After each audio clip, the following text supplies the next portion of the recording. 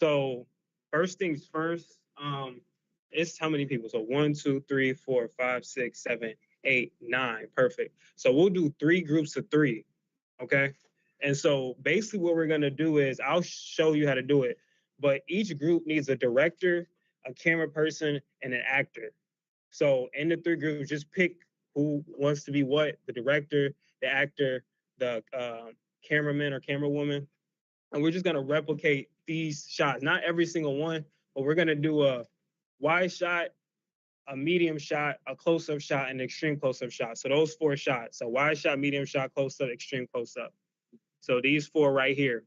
So I'm gonna prop up my tripod and then my camera, and then I just wanna have you guys try to get them as close to this as possible. And then we'll put them on the screen, and then we'll just see how it came out and why what was good about it, what you would need to work on, and yeah, just a little bit about cinematography. So just to make this easy, do you guys 3 want to be in a group? Okay. Let's see. We'll do 1, 2, 3. So 2, 3, and then well, wait. Did somebody leave? Or okay. Wait. 1, 2, 3, 4, 5, 6, 7, 8, 9, 10. It's 10. Okay, I thought it was 9. Okay, so we'll do you 3, and then we'll do you 2, and then remind me your name one more time.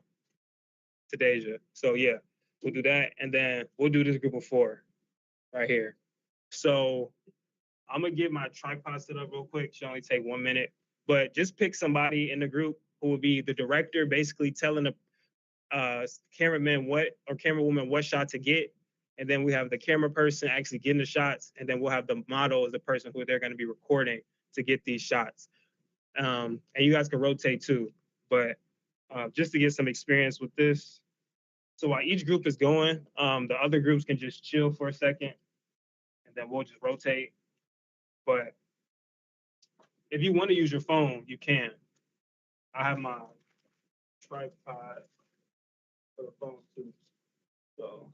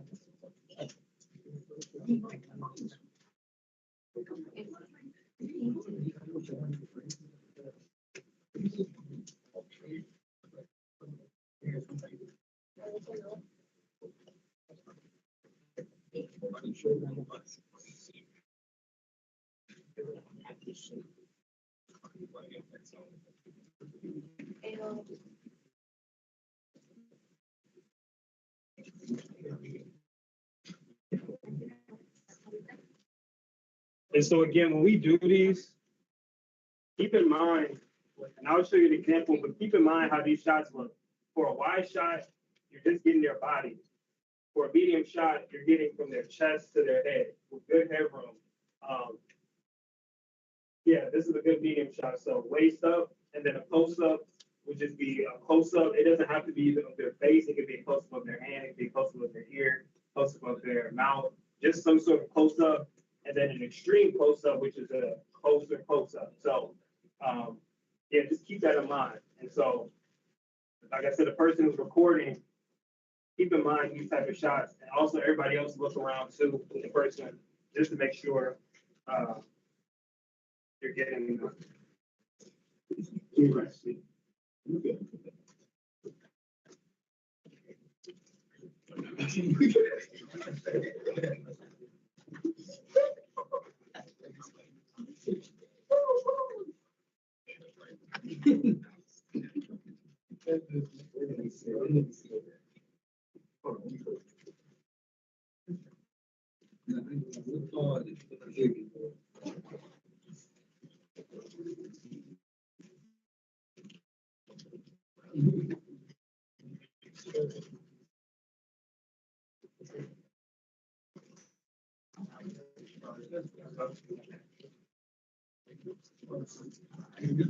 Yeah.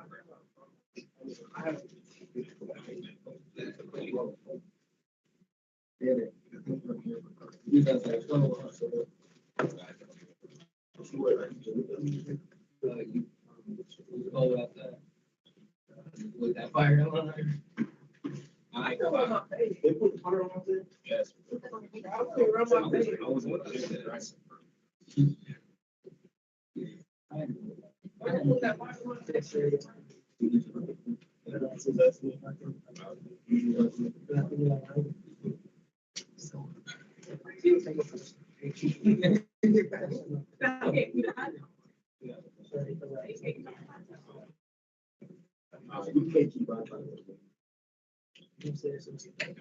You got two close ones.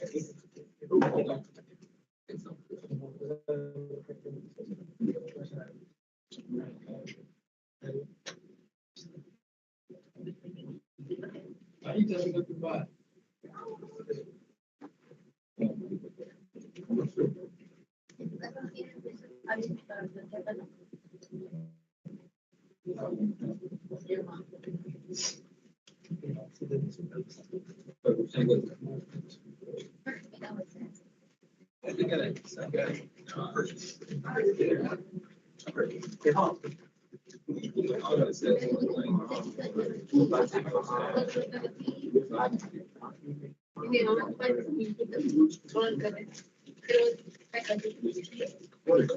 Everything that matters got great idea. Everything that matters got big. No, this is my first.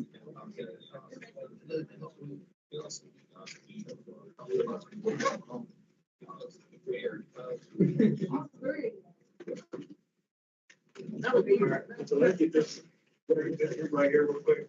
What green? What green? What green? They're bad. So we're going to do They're bad. Like they. And I'm supposed to do the I don't know what it is. So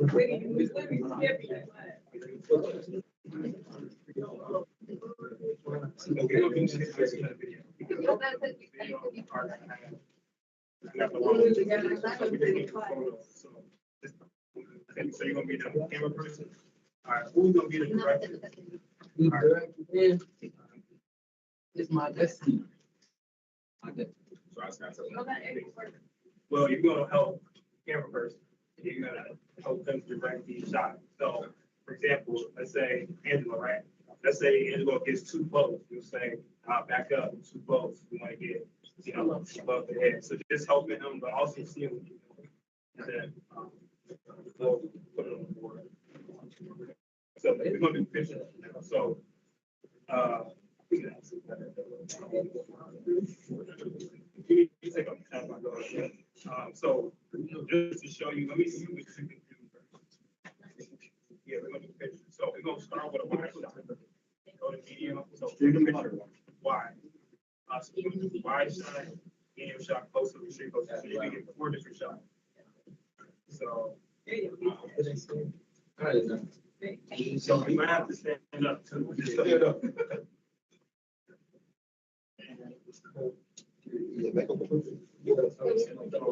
what I might do. I'm gonna take this off. Just know that. Well, actually, no. You know how to adjust the tripod? Like, keep the legs, like, okay, these, are you? Because I was gonna say, I want you to adjust it based off. Okay, so.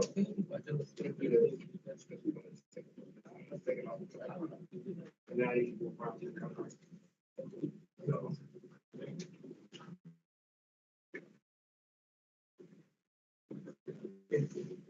So we're gonna do a wide shot first. That's how you feel.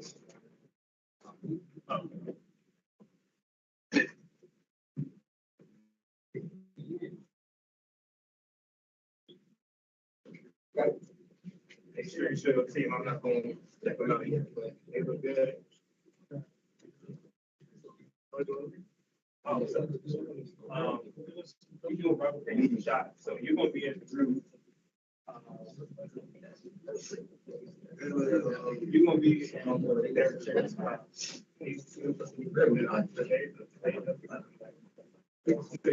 You're basically gonna replicate 40 shots. And I was going to. So, y'all got your wide shot? All right, so medium shot now. You got it.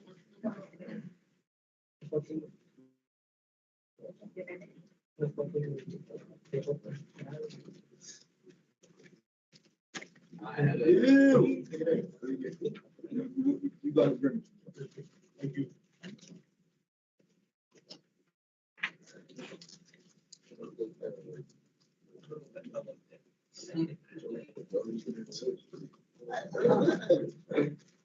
All right, so this, I'm gonna change up, just so y'all have experience. Pass it to, okay, so this one, get a close up.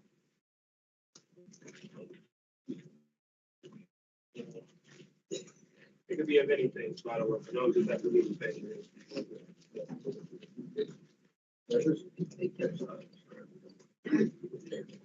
And then this, I can take it.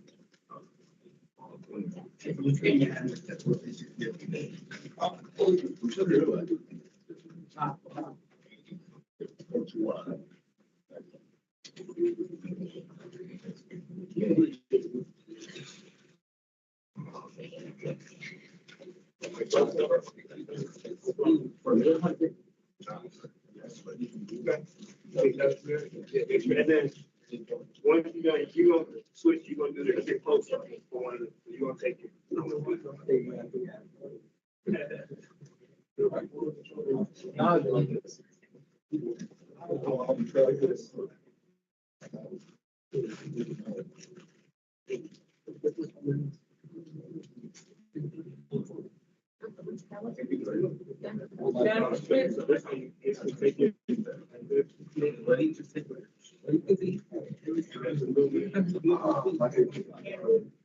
Or you can go to this is extreme close. So I gotta be extremely close.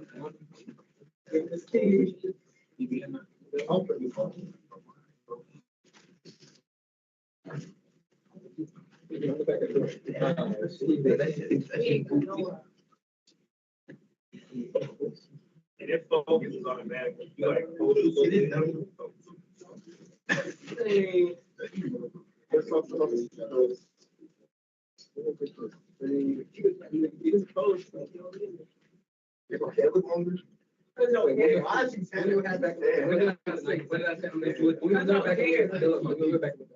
I'm gonna set a time limit too on everybody. So you get 10, like 8.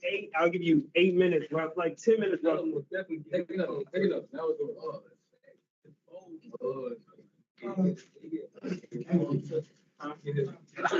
yeah, good possibility.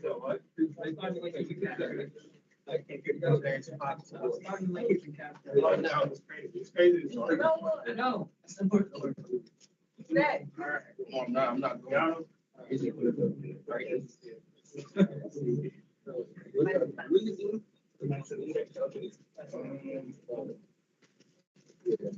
I'm not against it.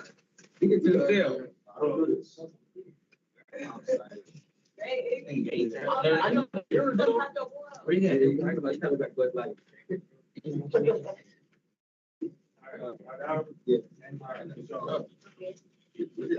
All right, so y'all go ahead and sit down.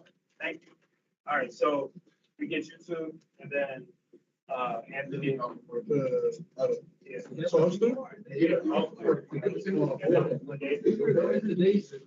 Wait, is it us? No, it's not us. All right. No, yeah. He might have been. Oh, yeah. So actually, everybody goes to it, so everybody gets it. So I'll just show y'all how to use it real quick. I know you may not.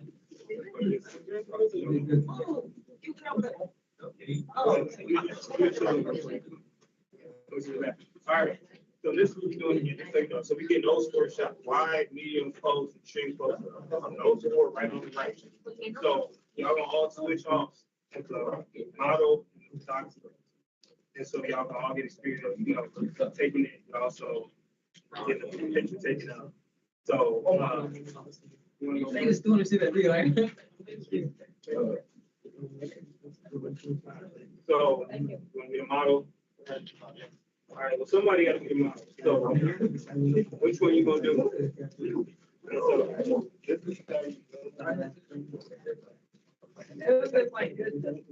Okay.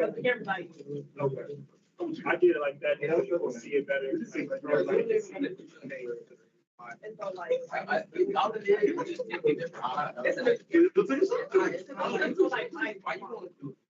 Yeah, I know. I want to. Bro, man. Show you guys. Oh,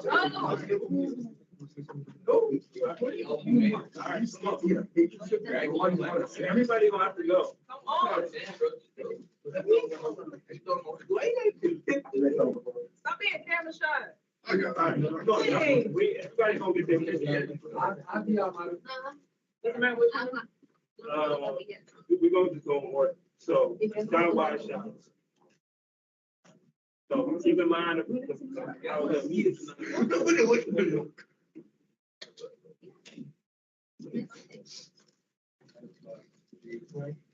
Like I said, y'all get 10 minutes. All right. So you can look at this.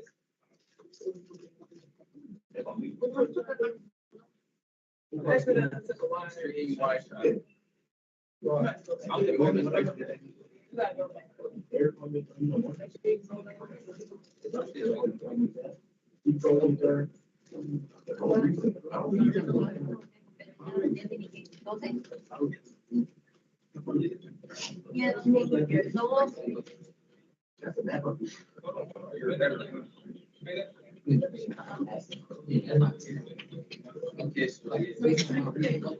Let's just say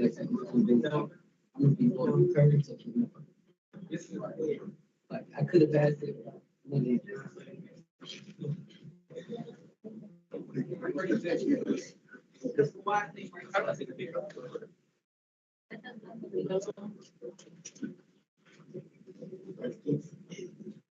So you need a model. No. Which one are you gonna get? That's as far as, see that bar. That's as far as take it.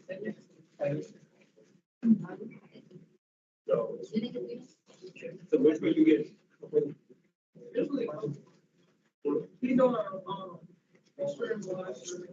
So then we only go to, okay, you can do that.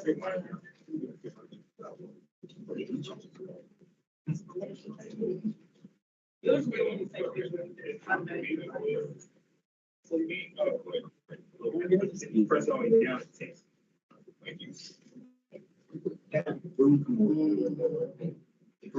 Show your team, make sure they agree. Like I got no, he said he look at me. All right, I got 5 minutes.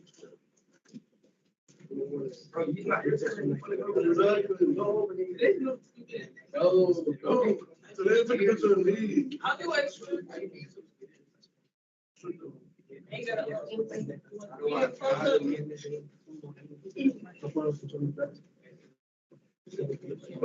It might help you.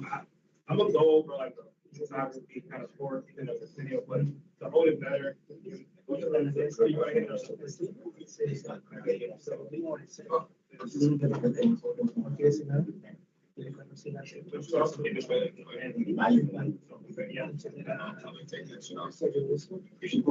got it. You got 4 minutes. It don't gotta be, it could be a close up video.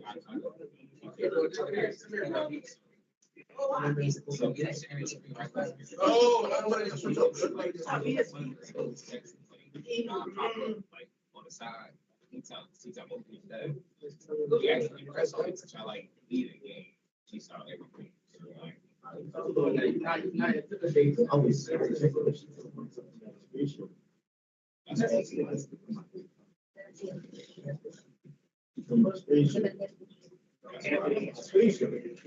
How close, so we go with those, I do it, I'm straight. No, I'm saying, I'm doing the, yeah. Tómale el agua. Ya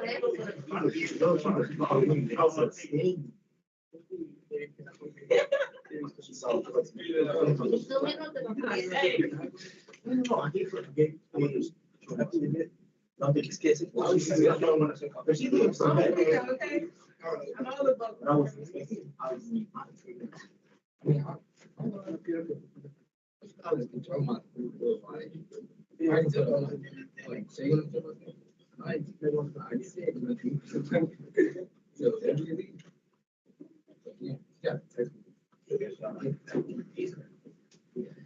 right, so y'all got y'all four?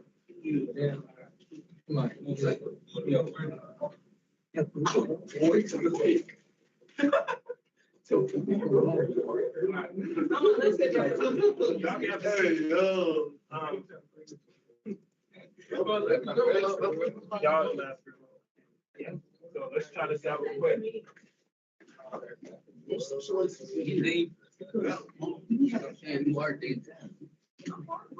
This is like army list. No, they don't work. They don't work. You trying to beat it at their ass like when I saw somebody. But did he not say that he wanted me to? Oh, God, he did. Bro, you're actually an adult. This is what we're doing. We're gonna get four different shots. I don't know. I don't want to fight You can choose which one you want, but I recommend doing the wide shot. We can start close up, straight close up. It's kind of like it's kind of like so basically that's how you do it. Just trying to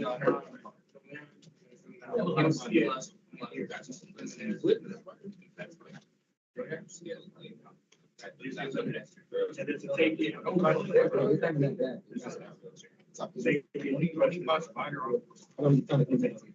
So we're stuck like those two are really the only thing we need to know right now. So basically, yeah, I know some people are like camera shy. I just want you all to try and take a picture, even if you don't want to be in it. I just want you guys to make sure you take a shot. So who wants to take a picture?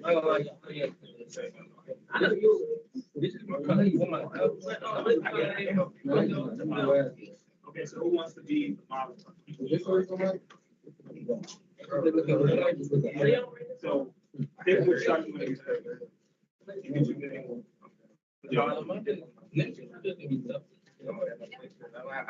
So notice how I from the chest to the head. Try to get that shot.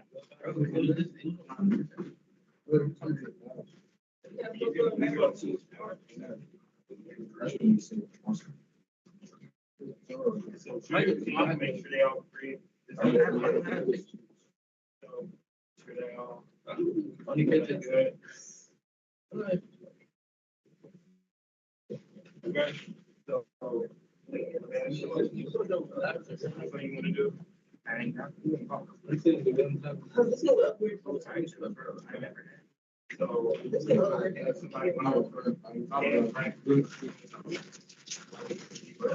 it doesn't have to be a big, it can be close to the hair, it can be close to the ear, the nose, the hand. You want to do it? So I have to.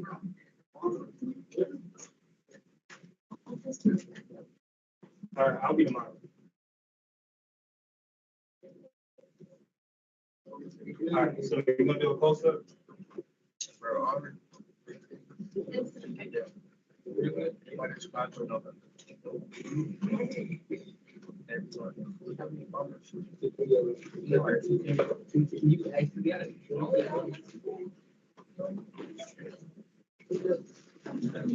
Make sure you go to this.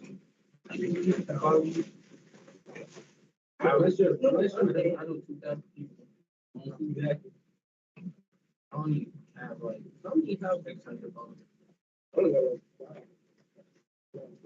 I have probably, I don't know, This one, you gotta run this and go through it. I'll be for that. Alright, so we got a post up, we got a medium post up. All you wanna do? So you got extreme close up, medium shot, wide shot, and go wide.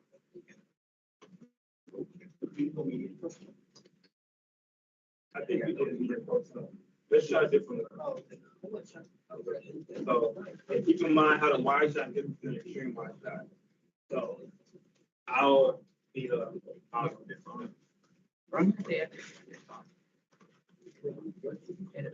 and he needs to back up the cancer.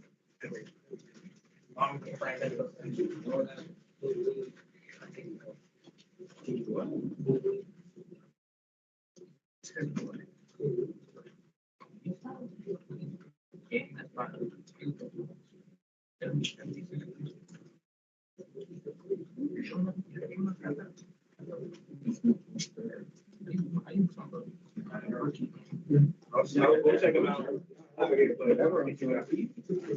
So you got options between extreme close up, extreme wide shot, or medium shot.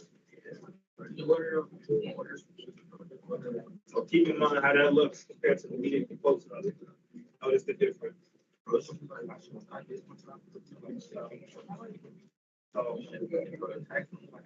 this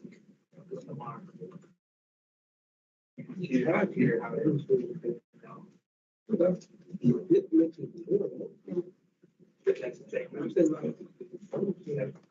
So you're going to do a wide medium shot. So try to get that medium shot.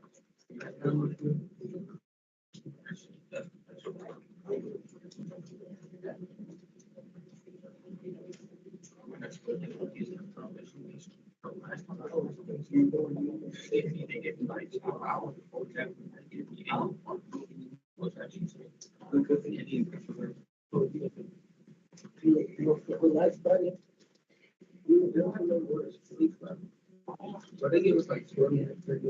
That's not. All right, cool. All right, I think everybody went. All right, so everybody can sit back down.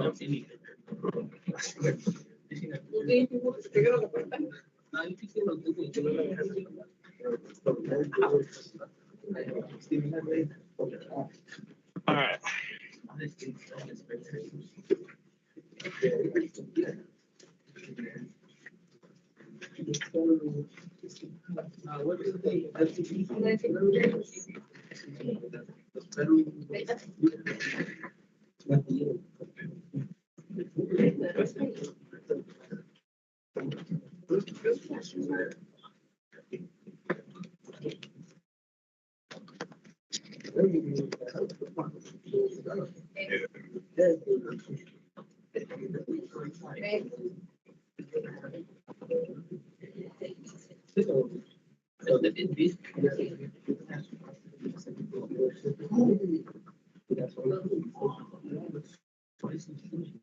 All right, so everybody, let's pay attention up here. Let's like take a look at the shots that the groups took, and then let's see how everybody did. And just for learning purposes, just seeing what's good about the shot, what could be worked on, if it fits the shot they were going for, and then just talk about them a little bit. So put this in a folder.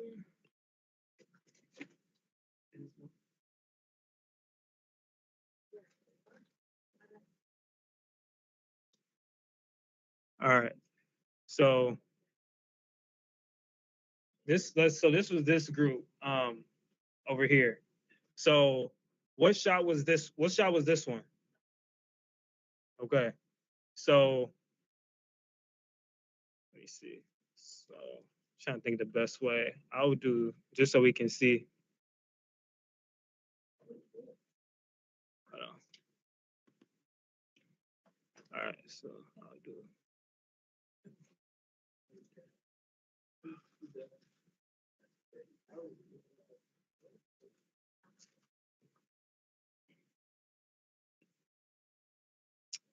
Give me 1 second.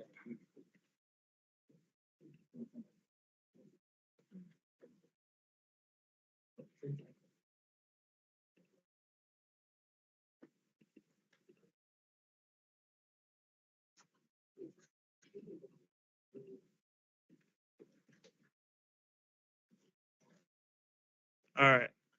So they said this was a wide shot. Wait, not this one.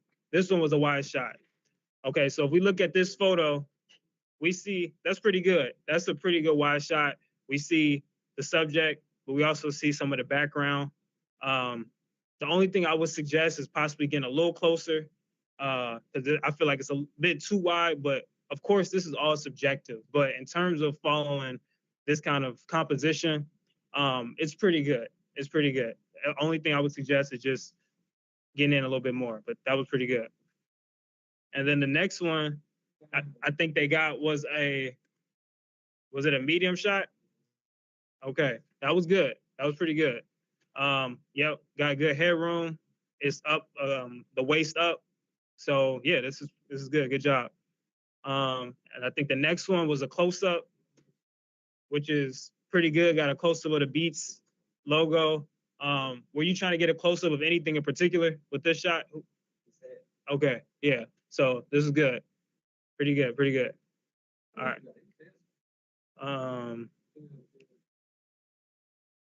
What else? And then I think this one was the extreme close up. We were getting that extreme close up with a Nike sign. Yep. So that's good. Nice. Good job. All right. So this the next group, the second group with Anthony. So who took this shot? Okay. What was this? What was this one? A wide shot. Nice. Yep. Pretty good wide shot. We see the full body. We see some of the background, head to toe. Nothing's cut off. So it's pretty good. Good job. Who took this one? All right. What were you trying to get here?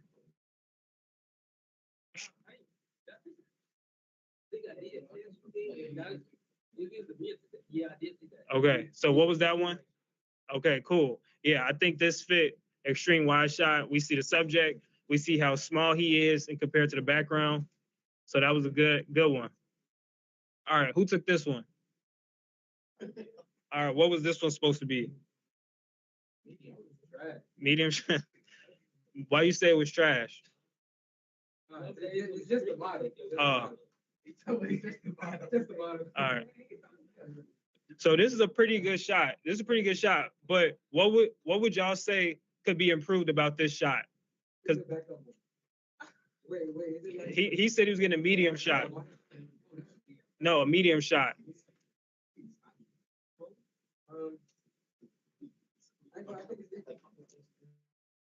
I would say this is pretty good. Just keep in mind the headroom.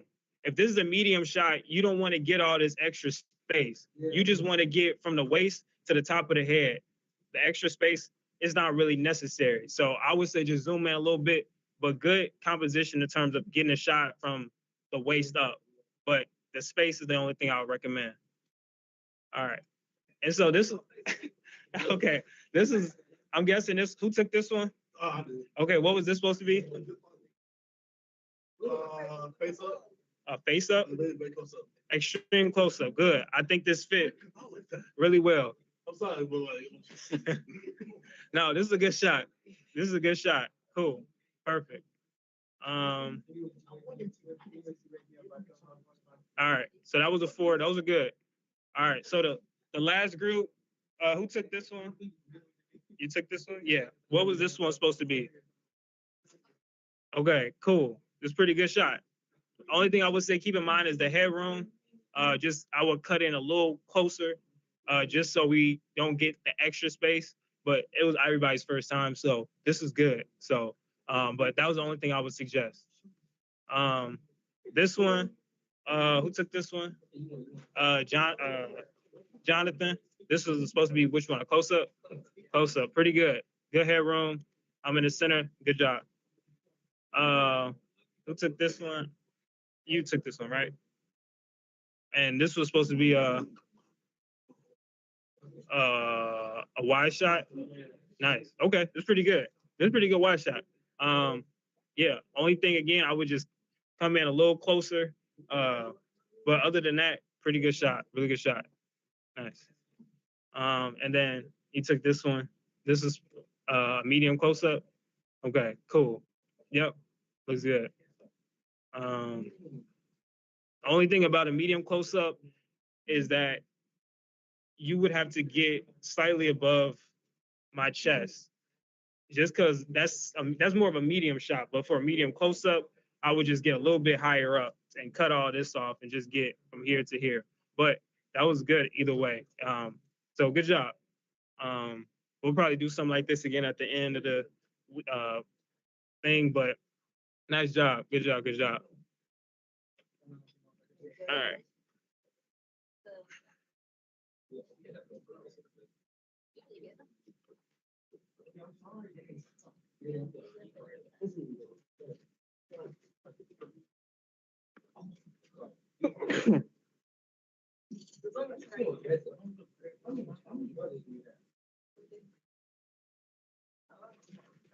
All right. We'll get on the laptops in a little bit. So let's just close the laptops real quick. We're gonna get back in the laptops about 20, 25 minutes.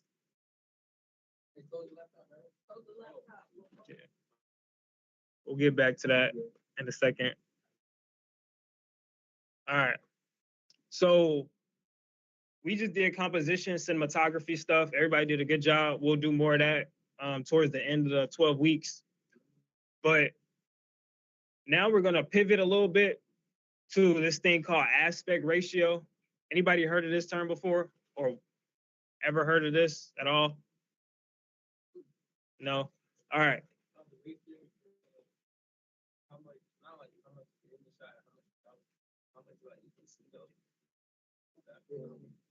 Yeah, yeah.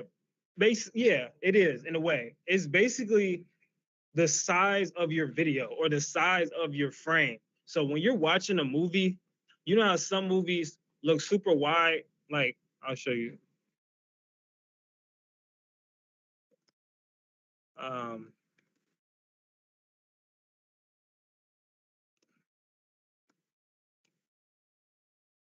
So some movies are filmed different ways. You see how some movies have the black bars at the top, some movies don't. When you're on Netflix watching something, sometimes they have the bars on the side. Let me find another example. Basically, aspect ratio is the size of your video, photo, or any image or video. So every movie you see at the movie theater has a particular aspect ratio, has a sizing that it comes with. And knowing the certain size gives you the best experience possible. So, you know, on TikTok or like YouTube Reels, you watch a video, it's vertically and it takes up the whole screen. But if you were to watch it horizontally, it would have those black bars. So depending on what type of video you want to make, you have to understand the aspect ratio. So that's basically what that is. So every screen has an aspect ratio. So like this phone has an aspect ratio, this TV has an aspect ratio, this laptop, the computers, every screen has an aspect ratio. It has basically a dimension, a size to fit a video. And this is really important actually. And I'm gonna play a video at the end that'll sum it up really well. But this is important to the way you watch any movie or video, even video games, they have a certain aspect ratio. That's why certain games and videos take up the whole phone and some they are really small and they have those black lines. Well, that's the aspect ratio. That's what that is. So aspect ratio is the width to the height that describes the shape of your film or image. It's usually written as 1:1, 4:3, 16:9. And I know these are just numbers right now, but I'll show some examples and why this like actually matters and like what this means for watching a movie.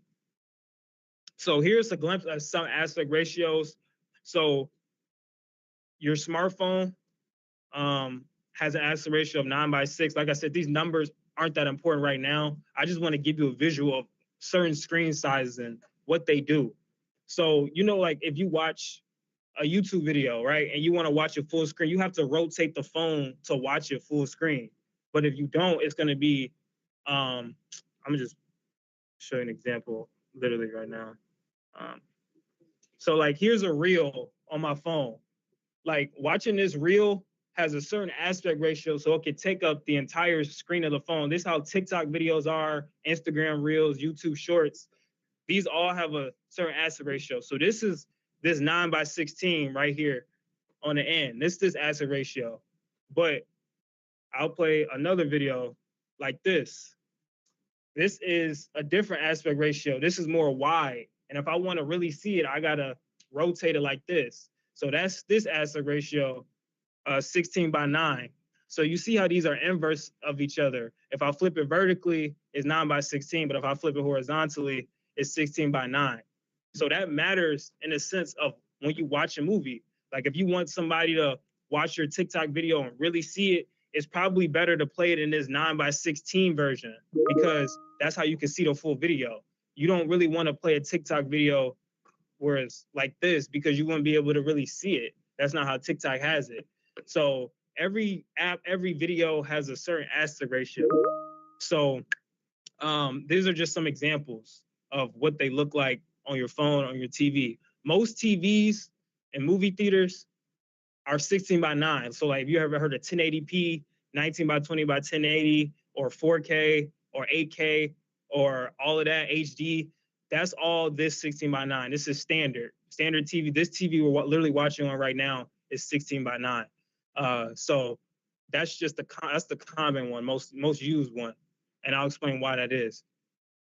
So, like I said, don't worry about the numbers because that gets too complicated. But I really just want you to focus on the names and why this matters. So you probably heard of full screen movies. Like if you're watching a movie and it's full screen, you probably may or may not know what that means. But a full screen movie is a movie that has it's 4:3, so it's 4 inches length and then 3 inches wide. So when you watch old time movies, they have these black bars on the side, right? So why don't they fill up the whole TV? Why are these black bars even here for these type of movies? Or like this movie, The Lighthouse. If you ever seen this movie with Robert Pattinson and Willem Dafoe, it's really good. They filmed this in like 2019, but it looks like it was filmed in the 60s or like the 50s. But it was filmed like 5 years, like 3 years ago. So this certain aspect ratio gives a movie a different vibe. This movie, it makes it feel like this movie is more old timey, like it was filmed in the 50s, not only because it's black and white, but the way that the screen is, because most of the time when we watch movies, they don't look like this. They're more wide. They take up the whole screen. Like when you're watching Netflix or Hulu, they're not like this. But this is the old version of how movies are made. So if you grew up in the 1950s and you watch movies, they look like this. And that's because the TVs that they made were those box TVs. You know, those old, those fat boxy TVs like these.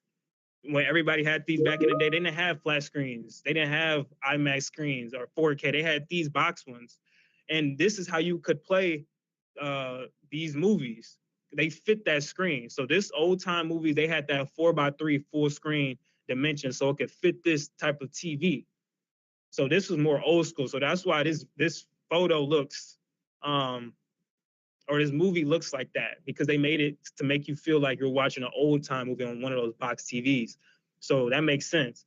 And even this video with I'm gonna play this next, but with Rihanna and Childish Gambino. They filmed this video in like 2017, but it makes it feel like it was like in the 1970s or something, just by the colors and the way that it's shaped. So I'm gonna play this video, so the actual music video, so you can see it.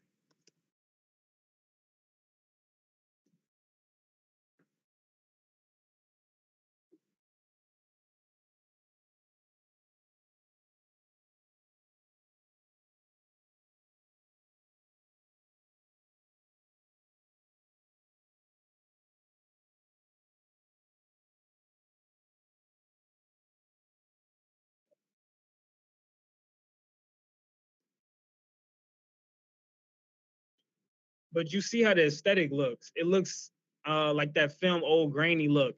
And not just because how it's shot, but because of these black bars. If you watch any music video now, like a Kendrick Lamar video or Drake video, they don't look like this. They're more wide. And that's on purpose. They filmed this video on purpose to make it seem like that. So I won't play the whole thing, but I'm just showing you how it feels.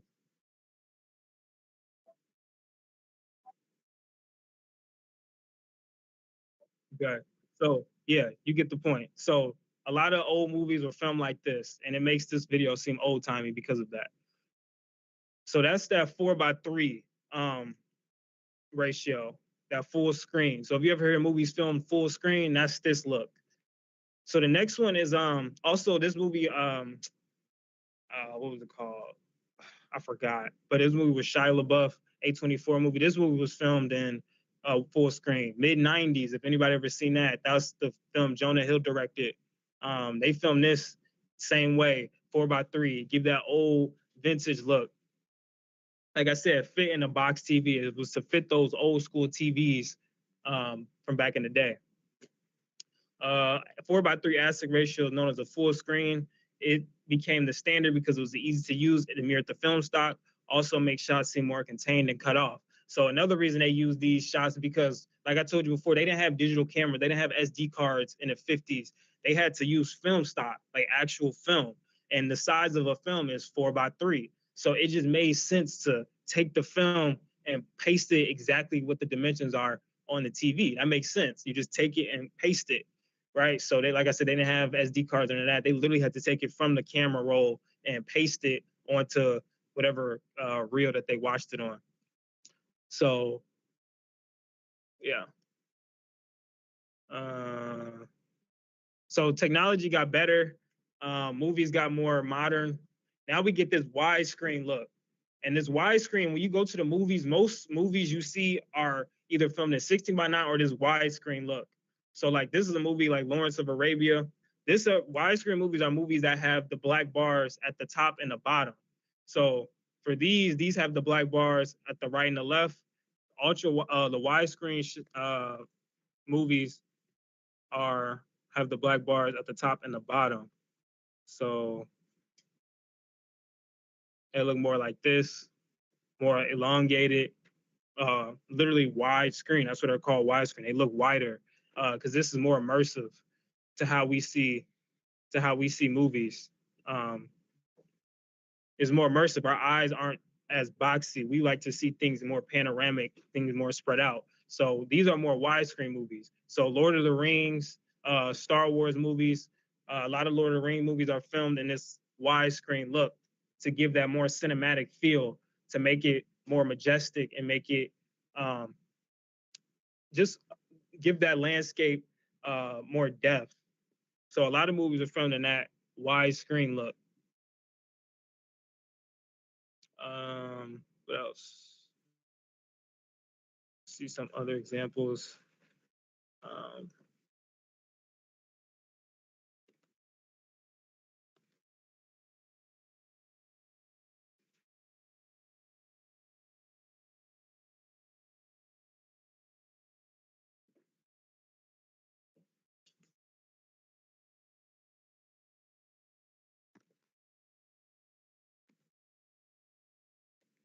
Movie shot widescreen.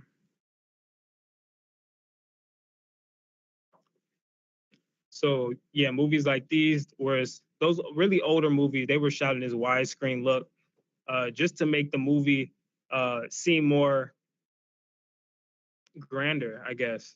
And it just looks, it's just wider, so it makes the name makes sense. It's a wider screen.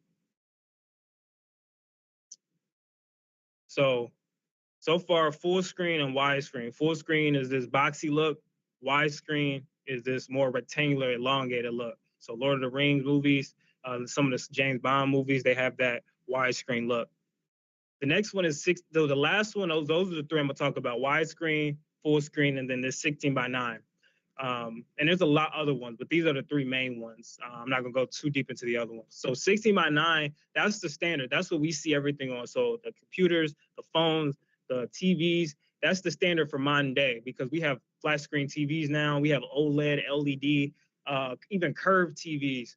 And so 16:9 is used commonly because it's a mix of both widescreen and full screen. You could fit both movies on that. So if you watch Netflix, next time you watch Netflix, notice if the movie has black bars at the top and the bottom, or does it take up the full screen? I'm gonna show some examples to show you. But 60:9 is standard what we use today. Again, the modern TVs, smartphones. And then there's IMAX. Anybody heard of IMAX movies before? But does anybody actually know what that means when they say this movie was filmed in IMAX, or it just sounds cool? Or do y'all actually know what that means if you've heard it before? Exactly. So IMAX is literally the largest size screen. So if you ever see a movie like recently Interstellar by Christopher Nolan, he just re-released that in IMAX, which is crazy because I don't think it was maybe it was released in IMAX before, but he re-released it in IMAX and it looks beautiful. I saw it. And this is important because IMAX is the biggest screen you can watch any movie. You saw it too? How was it?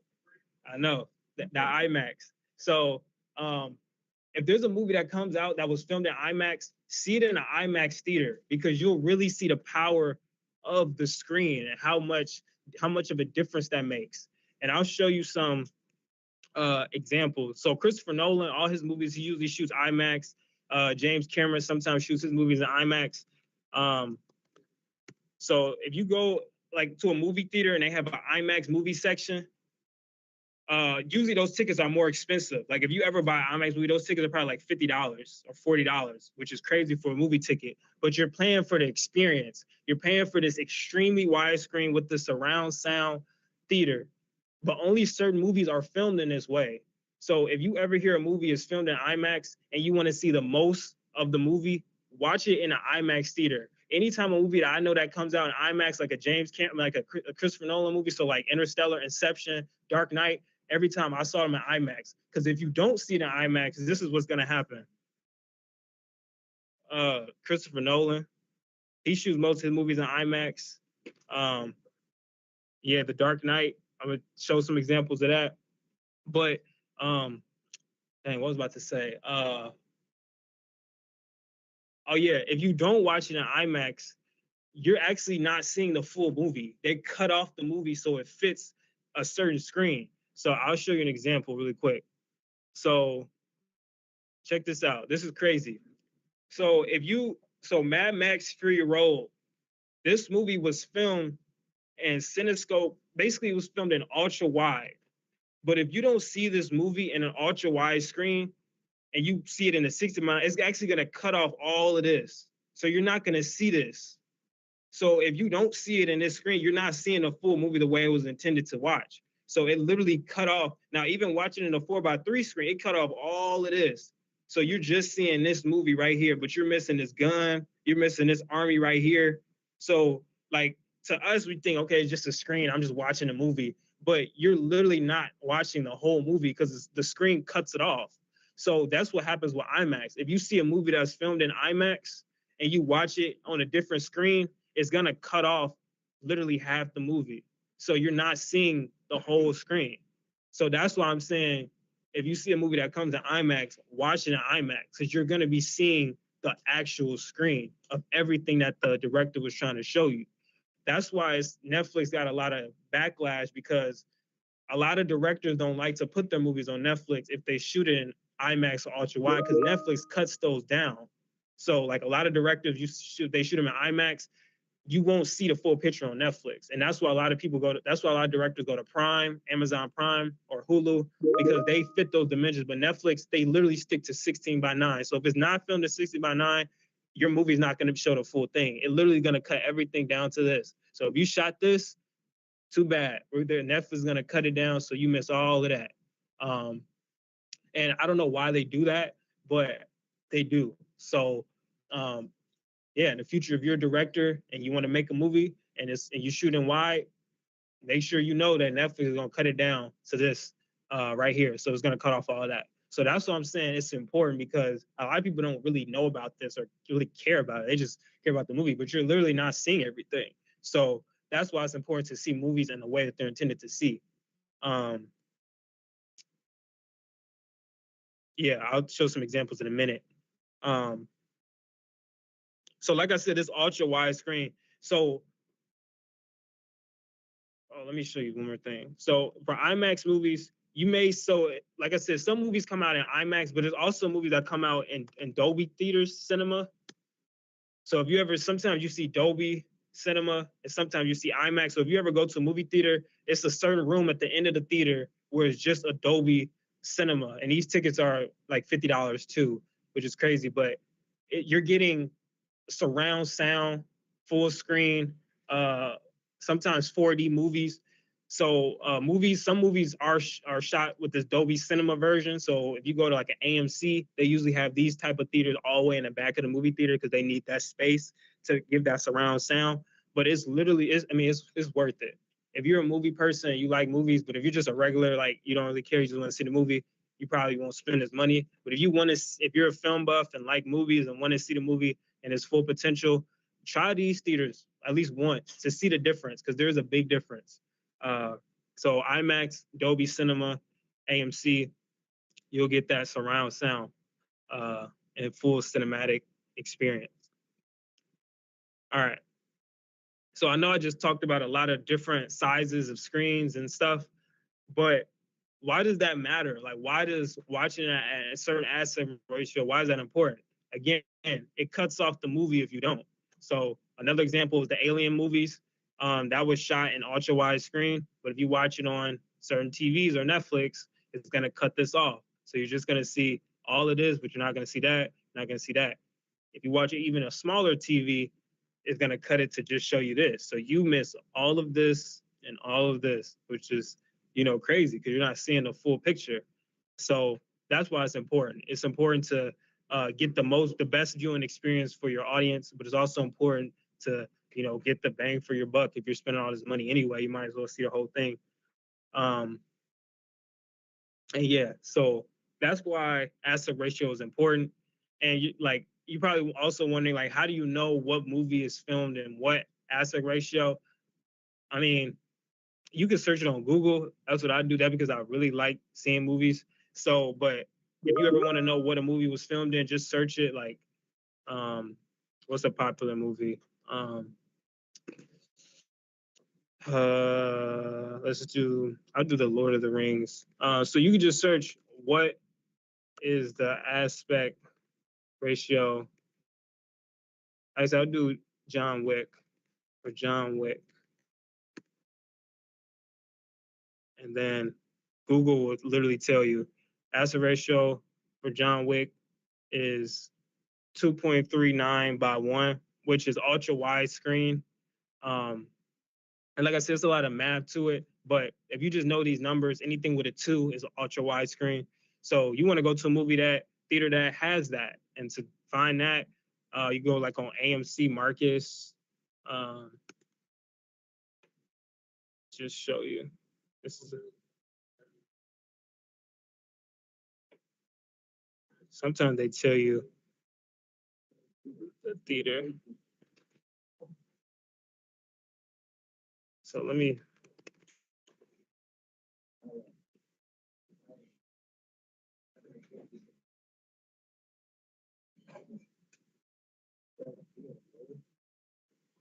So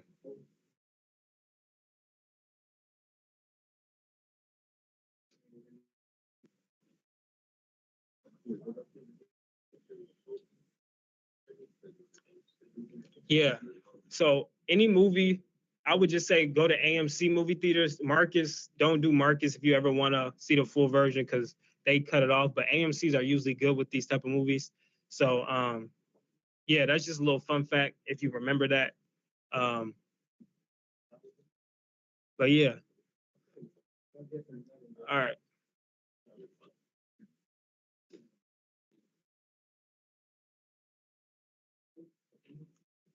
Okay. So a little bit more information about aspect ratios. So designers and like content creators and developers for creating content, let's say on Instagram, YouTube, Twitch, whatever you want to do, for both smartphones and PCs, they need to account for the fact that smartphone displays have a different aspect ratio than laptop screens.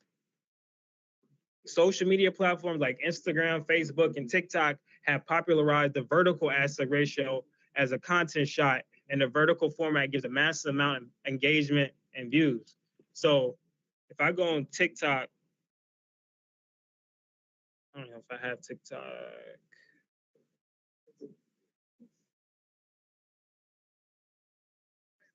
Yeah, so like on TikTok, things are filmed like this vertical way. They're never really filmed like this. And that's because that's how TikTok designed it. So if you ever want to do a video, it's probably best for your viewers if you post it like this, because that's just how the screen is viewed. It's better that way. Sometimes you'll see videos where it's widescreen, but it won't look right. You'll see those black bars. Let me see if I can find an example real quick.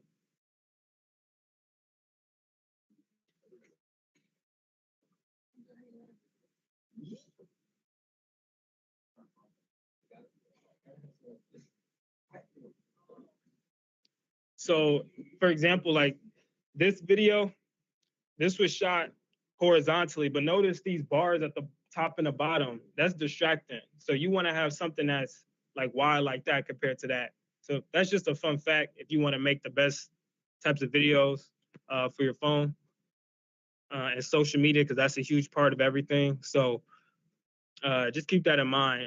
For TikTok and Instagram Reels and stuff, you probably want to shoot vertically. But what about like the movies you make at home? Like what aspect ratio should you use if you want to make a movie? What's the best aspect ratio and which one should you go for?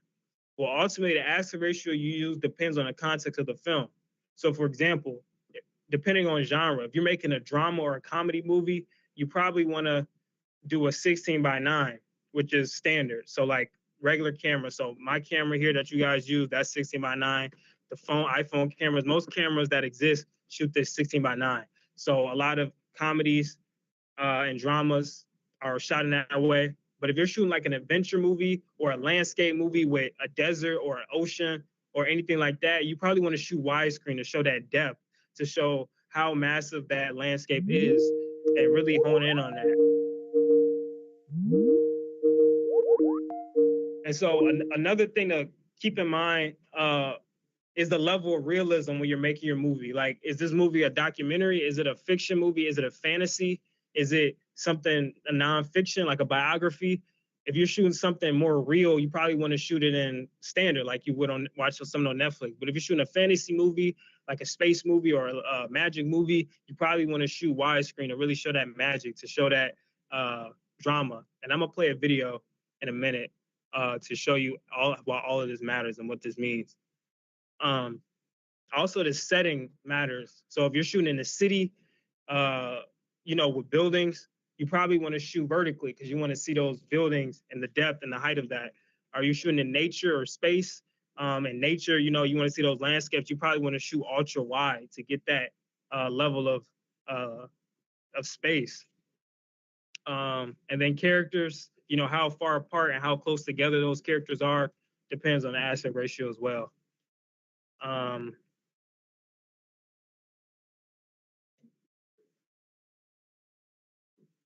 There's also some real creative ways you can use aspect ratio, like the movie The Grand Budapest Hotel. If you ever watch this movie, they shoot this movie in 3 different aspect ratios, literally in the movie, but they do it intentionally. They do it to show you the time period that the movie was filmed in. So if you watch this movie, anytime the movie is framed with this boxy, that means it was set in the 1930s. If you see it more widescreen, that means it was in the 60s. If you see it more standard, that means it was in the 80s. So this movie literally went through 3 different time periods, and it did that by changing the dimensions of the aspect ratio. So different sizes give you that different look. So let me just play this video to kind of sum up what I was talking about.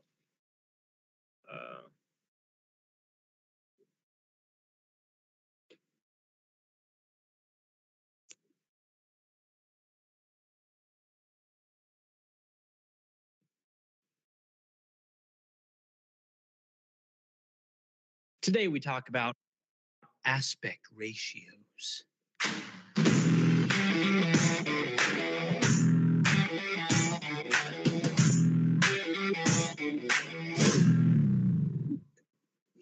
Hey everybody, welcome to another episode of Tomorrow's Filmmakers. My name is Justice McCraney, and today we're going to be talking about aspect ratios. We're going to be talking about the history of aspect ratios, what they are, why they are important to know, and also how you can use them to tell a different message inside your film. So first off, what is an aspect ratio? Well, an aspect ratio is basically the frame size that you are shooting your film on. Have you ever noticed the black bars on the top and bottom of the screen? Or maybe on an older movie, the black bars on the left and right of the screen? That is called an aspect ratio. Now, the mathematical answer is that an aspect ratio is the proportion of the height and width of the image that you are seeing on the screen. But I'm sure a lot of you guys are wondering why. Why do some movies look like this while some movies look like this? Or some movies have no black bars and look like this? Now, in Hollywood today, most movies are shot on either 185:1 aspect ratio or 235:1. But back in the day when everything was shot on film, most movies had an aspect ratio of 4:3. It was essentially 0.95 inches by 0.735 inches, resulting in a 4.3 aspect ratio. And that's why many of the older TVs look like boxes, because they had an aspect ratio of 4.3. So it was essentially shot kind of in a square so that it could be fit on the square film that was being fed into the cameras. So there was no widescreen. It was just kind of like a box that everything was being shot in. But since the world of cinema is constantly evolving and they're looking for ways to immerse the audience more, they sat down one day and they said, your eyes don't see in a box, your eyes see wide. How can we widen the image? So the first movie to ever come out in a wider aspect ratio was the movie Shane, which was created in 1953. Now, the way they did this was kind of just cutting off the top and bottom of the image to make it look widescreen. So it wasn't really true widescreen. They just kind of were testing it out. What if we make it look wider when it's actually not? So it wasn't the correct way to do widescreen, but everybody loved it. It was something new. It was something different. It was something more immersive. But they soon realized that cutting off the top and bottom of a film was just not going to work. So they started to look for ways to be able to print a widescreen image on the small square film that they are still using. And that is when the anamorphic lens was invented, which the technology is still used today. Now, I was planning on doing an entire episode on anamorphic lenses, but essentially what an anamorphic lens is it basically distorts the image so that it can be squeezed back to its original shape later. So on a 4:3 film image, the lens would make everything shot much taller and distorted, and that way it could still capture really wide shots. But once you shot it, the image would be stretched back to its original size, resulting in a very wide image that would still fit on a 4:3 film stock. And that is how widescreen was born. And the very first film to ever use this technology was The Robe, that came out in the 1950s, and it was a huge success. And after that, the technology just kept growing and growing and growing. They took it to the extreme with Ben-Hur, which was shot in an incredibly wide 276:1. It's so wide that they don't even really use that aspect ratio today unless for a specific reason. But back in those days, it was incredible to be able to see so wide. We have the original 4:3 aspect ratio, which is a 1.33, the Academy ratio, Cinerama, CinemaScope, VistaVision, Super Panavision, Ben-Hur's MGM65, and then IMAX, which allows you to capture super wide and also super tall, resulting in an image that is so immersive and is the biggest screen you have ever seen. Now, in today's culture, the most cinematic aspect ratio is either 185:1, which shows almost the entire frame, or 235:1, which is widescreen and you can see really wide. But even after all of that, we always hear 16:9, 16:9 aspect ratio. I mean, that's the standard for TVs, computer monitors. I mean, where did that come from? How did 16:9 become the standard aspect ratio whenever all of these aspect ratios exist? Well, back in the day, movies started to come out in widescreen, and some movies would come out in kind of full screen. Well, if you didn't watch it at home with the correct TV, it wouldn't look right because it'd be the wrong aspect ratio. So they decided to create a format that sat somewhere in the middle so it would look good with both formats. So a 16:9 could play the 4.3 aspect ratio with the bars on the left and the right, and it could also play the really widescreen images with the bars on the top and the bottom. So the reason they made 16:9 the standard is because it could basically play every aspect ratio and still look good. And the fun. And just a point about that, that's why, again, why 16:9 is standard. So that 1080p 720. If you hear like 4K, all that's the standard because it can fit any type of aspect ratio from the older movies to the widescreen movies to the IMAX movies. Well, not the IMAX movies, but the older movies and the newer movies. Funny thing is, 16:9 became the standard for everything after that. Widescreen DVDs are 16:9, 1920 by 1080 HD video, that's 16:9 format. Even a 4K UHD is 16:9 format. And that is the standard for all film and digital media. So whenever you pick up your camera, your cell phone, your video camera, whatever it is shooting in a 16:9 format. But again, many movies still use Panavision or 235:1 to not only capture more images on the side, but also to see more cinematic because that is what we are used to in the movie theaters. So I just took you on a history of aspect ratios and how they came about. And if you thought it was boring, sorry, it's something you need to know. But what's really amazing is with the technology that we have nowadays, people are using aspect ratios in the black bars on the top and bottom or left and right to tell a story about their film.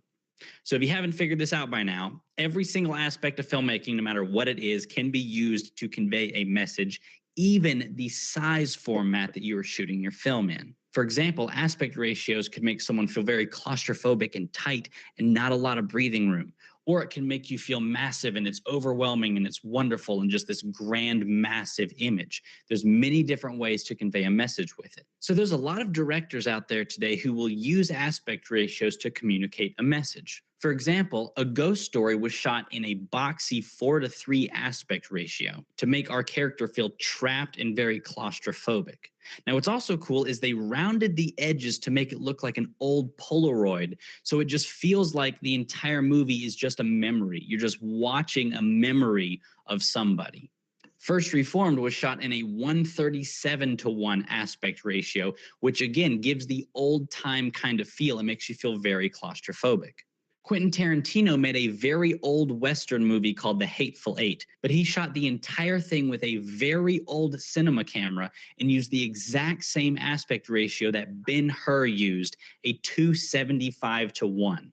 Not only did this make you feel very cramped and claustrophobic in this one room where the movie takes place in, it also makes it feel very old, like an old movie that would come out in the 50s or 60s.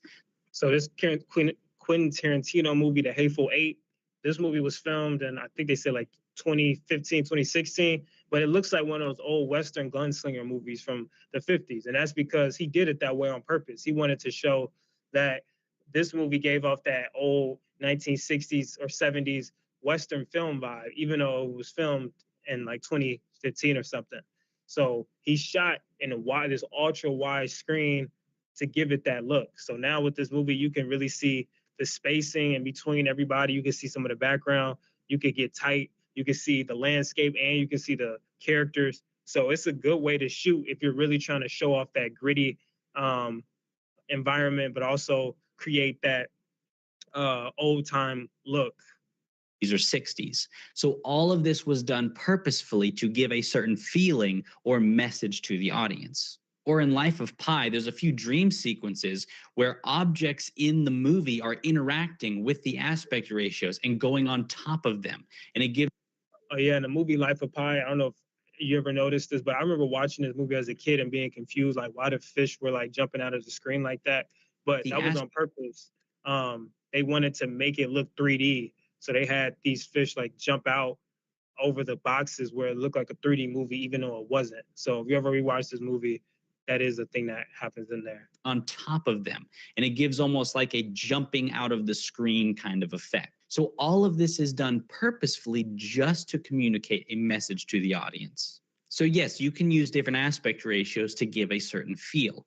But what is even more impressive is some directors change aspect ratios in the middle of the film to communicate a message. For example, the Grand Budapest Hotel jumps between 3 different time periods in the film: the 1930s, the 1960s, and the 1980s.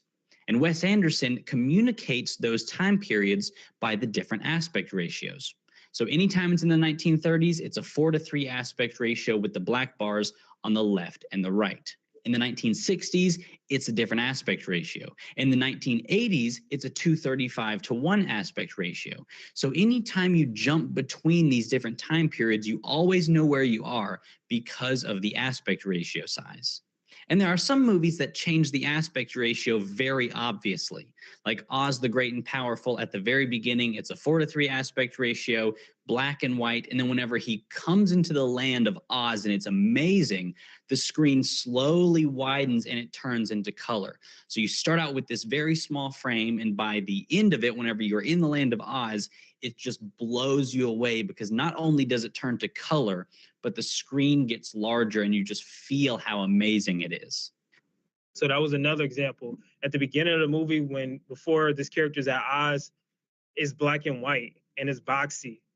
But then once the character wakes up and goes into Oz, it expands and we get color to show how we're in this new world, this colorful world, this kind of extraordinary place. So a lot of movies change the aspect ratio within the movie to switch up the feeling of it, to make you feel a certain way. So that's just one example of another movie that's creative with it. The screen slowly widens and it turns into color. So you start out with this very small frame, and by the end of it, whenever you're in the land of Oz, it just blows you away because not only does it turn to color, but the screen gets larger and you just feel how amazing it is. There was a movie that came out in 2014 called Mommy, and it was actually shot in a 1:1 aspect ratio, which is a very small box. So our main character feels small and insignificant and claustrophobic, and we feel the same way too.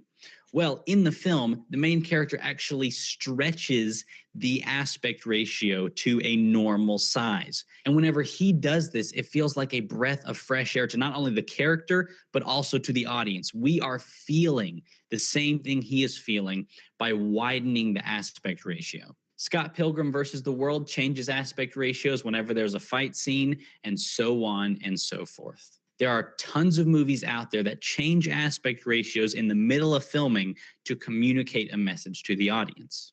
Now, that's a very obvious way of changing aspect ratios, is just switching back and forth. But my favorite way that directors tend to use it is to use it very subtly so that you don't really see it, but your brain can see that something is happening and you start to feel a certain way. For example, in The Dark Knight Rises, Chris... Oh, yeah, this is one of my favorite movies. Check this out, that you probably didn't know that they did this in the movie, but it's something that's cool. Nolan shot in IMAX and in 2:35:1. So some shots have the black bars and some shots have no black bars because it's IMAX. Now, whenever Batman and Bane are about to have their very first fight, you see the black bars, it's widescreen, and then right whenever the gate closes, those bars are gone and it's IMAX. And it gives you the feeling of something massive is about to happen. They are about to fight. Something bad is about to go down. So the aspect ratio changes, but it's not something that you notice, but your brain automatically starts thinking like, oh, this is serious. This is going to be something massive. In The Hunger Games Catching Fire, it is shot in 2:35:1, which is normal widescreen. But everything that takes place in the battle is shot in IMAX. So whenever Katniss is about to go to the battle, it's 2:35:1, it's intimate, it's close, you feel claustrophobic, and then right whenever she's going up the tunnel to the battlefield, those bars slowly go away to where you are sitting there in the middle of the battlefield just seeing this massive, overwhelming event. So you're starting to feel exactly what Katniss is feeling, this overwhelming amount of just this massive battlefield. So it starts in 2:35:1. As she goes up into the battle, it switches to IMAX. And on top of that, you can be even more subtle than that. In the film It Comes at Night, it was shot entirely at 2:35:1. But whenever our character has a nightmare, all of those shots are in 2:75:1. So you automatically know when our character is having a nightmare because the aspect ratio changes and it's much wider screen. But during the final act of the film, when it comes to its terrible end, the aspect ratio slowly shrinks to a staggering 3:1 aspect ratio, which is a very, very small wide screen. It's so subtle you probably don't even notice it, but you can definitely feel it. This communicates to the audience that his reality has become his nightmare.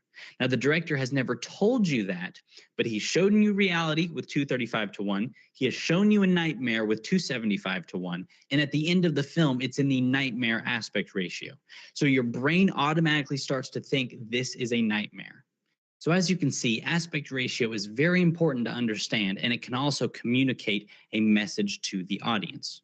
Now, there are some directors out there that are not very good, and they just throw aspect ratios everywhere, and they have no idea what they're doing, and they do not care, and all it does is communicate just chaos to the audience. For example, one of my least favorite directors out there right now is Michael Bay. He's known for the Transformers movies. Some of them are okay, most of them are not good at all. But what is staggering to me is that in his newest film, Transformers: The Last Knight, he had 3 or 4 different cameras on set at all times with different aspect ratios.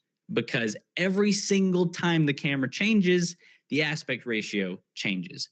Every single time. Even in dialogue scenes where there's just 2 people talking, whenever the cameras switch back and forth, it's different aspect ratios. There's IMAX, and there's 235:1, there's 185:1, there's this, there's that, and it is constantly changing. And Michael Bay has never commented on why he did this or why all these aspect ratios exist, which leads me to believe he just didn't care, or he didn't really even notice it or think about it.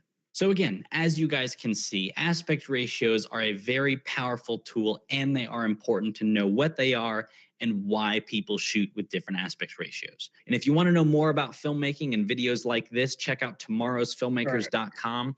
So that's pretty much it. What aspect ratios is basically the size of the movie, the dimensions of the movie. So if you're watching widescreen, full screen, IMAX, if you ever hear IMAX, now you know what IMAX means. It's just the biggest screen of all, and you can watch it. So let's open up CapCut real quick. I'm gonna show you just how to change up the aspect ratio if you film something on your phone. I'm just showing you how to change it really quick. So if everybody can just open up CapCut, if you got problems with it, just let me know. But I'm gonna open it up.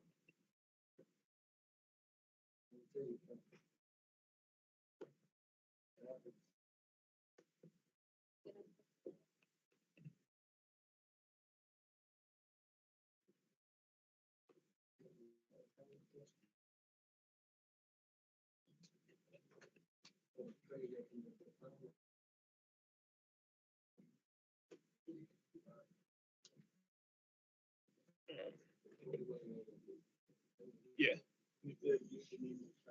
Okay. Christian, I always forget. What's the username and password for? Yes. If they don't, well, they should have a login, right? If they're, should have one.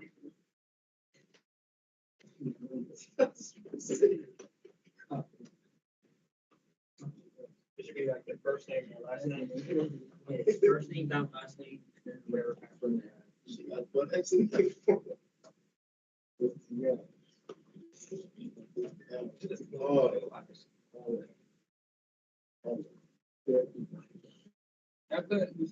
Yeah.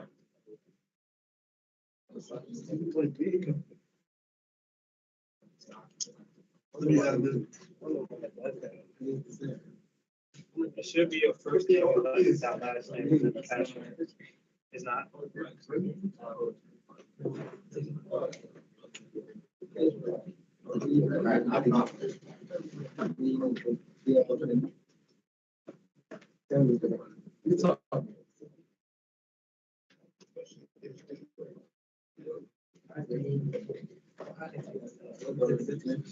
All right. Once everybody gets some CapCut, we'll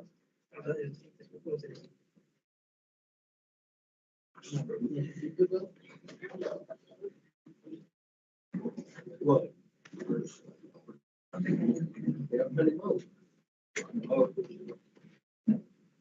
Two right now. All right. Everybody on CapCut?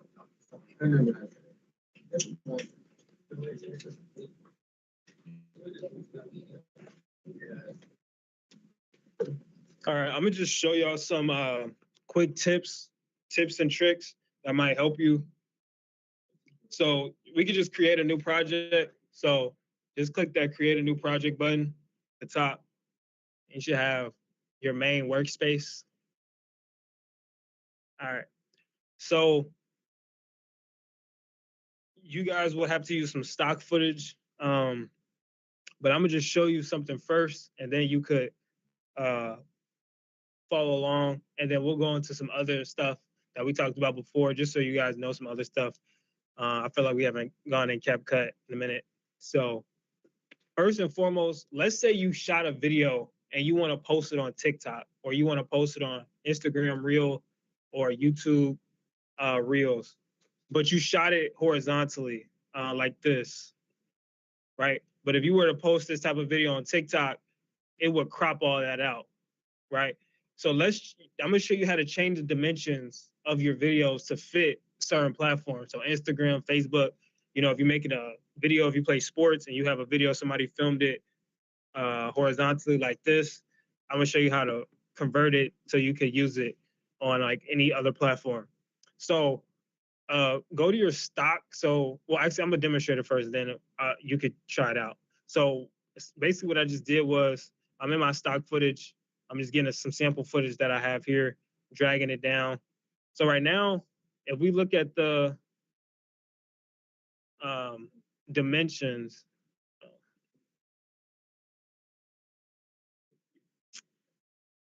let's see. So by default, most of your videos are going to be 16 by 9. So if you click ratio down here at the bottom and I click 16 by 9, it's all videos are mainly that. Like I said, that's standard for all videos, all TVs, all cameras. So that's CapCut standard is 16 by 9. But let's say I want to post this on TikTok or something. You want to flip it. The opposite of 16 by 9 is 9 by 16. So if I click this ratio and I click 9 by 16, it now changed the frame of it. So now it's vertical. So it's not horizontal anymore.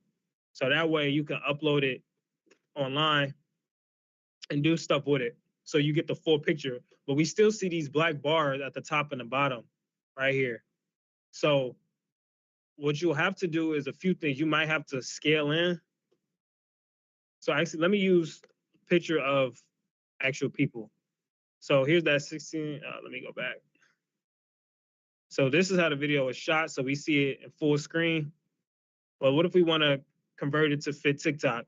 Well, we click ratio right here. Right now it says 60 by 9, but on yours it'll say ratio, and then just 9 by 16, and then it changed it. But we still get those black bars at the top. So I want to scale it in, and I want to move it over. So now it fits the whole screen. But what you want to keep in mind when you crop in like that, it reduces the quality, so you get that glitchiness, which you don't want. So that's why I say it always depends on what you're posting on. So if you're posting on YouTube, you probably just want to have it that horizontal way, that 16 by 9. That 16 by 9 like this. But if you're posting, like, let's say on YouTube, Instagram Reels, whatnot, you probably want to shoot your video vertically. So it all depends on where this video is going and where you're going to put it. So context matters a lot. And like I said, you probably won't ever even maybe use this, but if you really want to get the most out of your content and make people see it and get the best viewing experience, you need to understand aspect ratio. But if you just want to post stuff and don't care about it, that's fine. But if you want to do the best and get the most out of your picture and the most of what your audience sees, you want to focus on aspect ratio. So it just depends. So if I'm playing this on TV, I probably want to keep it like this, But if I'm doing like a IG story or something, I probably want to flip it so it fits the IG story, and then maybe scale in. So, like I said, this is just a trick to help you to make your videos fit the screen better and to make them look better for the people watching it. But you can also get creative with it as well. So that's aspect ratio is literally just 2 steps. But we can also do the inverse of that. So if it's like a video like this, where the original was like, I don't even know what this video is. Let me find a better one.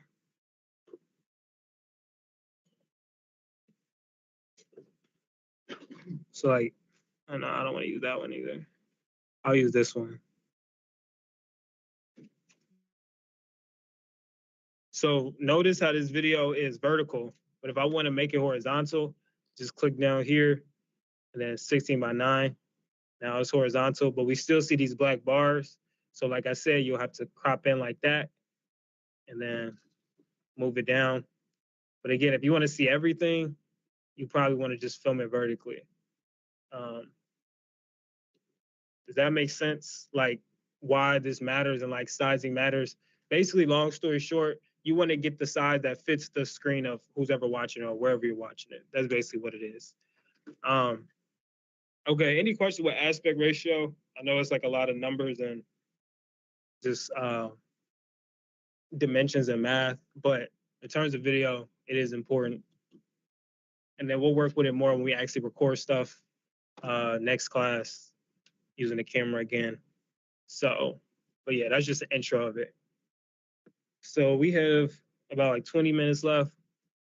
So in the last 20 minutes, I want to ask you guys, is there something, oh, so next week, we'll try to do a music video. So we'll show you how to, well, I'll try to show, I'm gonna see if I'm gonna save this for next week or the week after. For people who don't know how music videos are made, I want to try to do one and edit one. But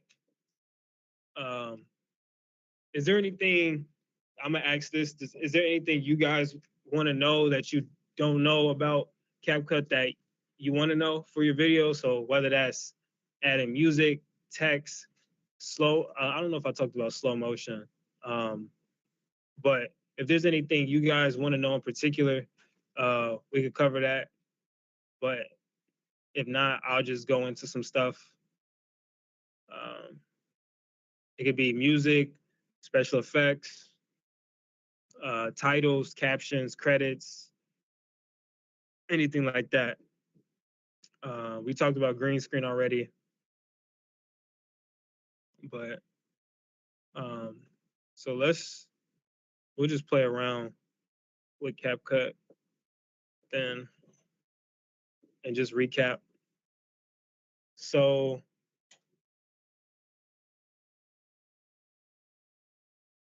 let's do a little review. So let me add a title to this video. So let's say you guys have a video that you made and you want to add a title to it. Let's do that. So we're just going to review some stuff. So I'm going to take this video here and your stock footage so you can follow me, or if you have footage that some sample footage you want to use, you can. But I just want to go over some review stuff, some stuff to help you with some videos. So I'm gonna bring this video in. I always use that. I'm gonna find another one.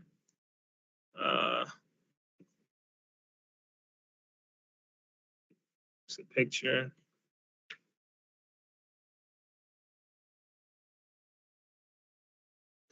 You can also search for videos. So I'll see if it's a ski video. Okay. So for this clip, let's try to add some text and just review.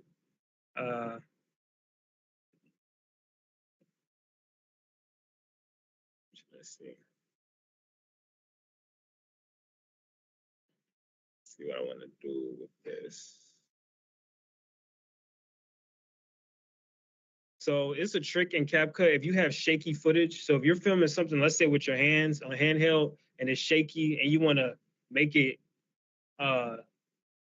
steady and not as shaky, there's a trick that you can use. So I'm gonna bring in some shaky footage and show you how to stabilize it and make it not as shaky if you ever shoot something. Let's see what video I want to do.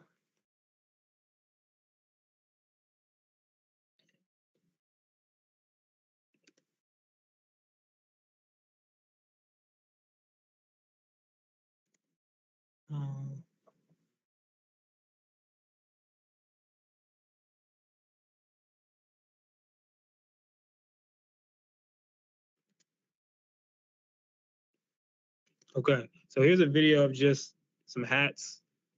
So right now this video is kind of shaky. I shot this like handheld, so it's a bit shaky. So you can see like the motion and the movement. But what if we want to steady this? What if we want to stabilize this to make it smoother? Because right now, like I said, it's shaky. So all you have to do is crazy how easy this is. Click your video and then click stabilize. And it's only available for the pro version, unfortunately. So if you don't have the pro version, I don't think you can use this. But let me see. I think it's only for the pro version. So all I did was click stabilize, click that check mark, and you click. It just stabilizes that fast. It was like a timer that went off, but let's see how it looks now.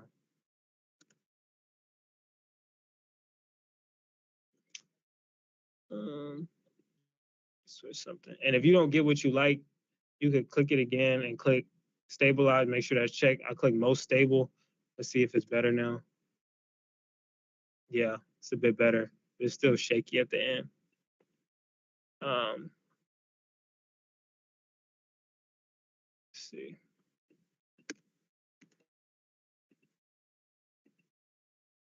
I guess with some footage is not as good. And it is a hit or miss with software stabilization. So it's better when you're filming something, have the right tools. So like a stabilizer or a tripod, something where you're reducing the shake as much as possible.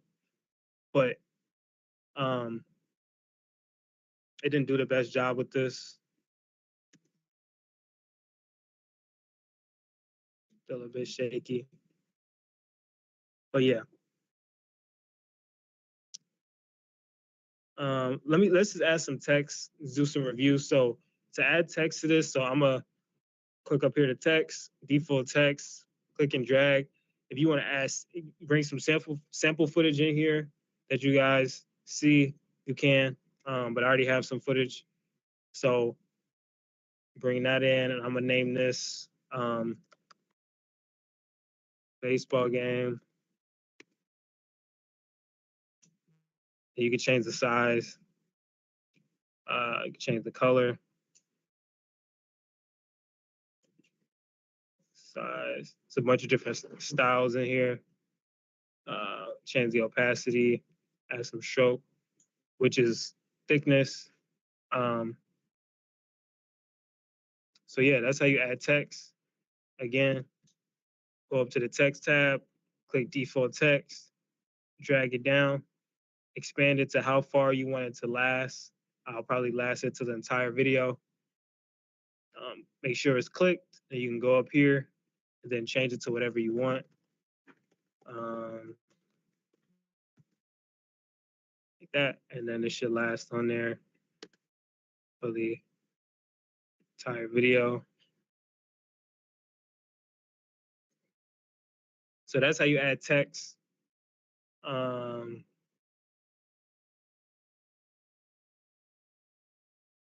see. What else we got?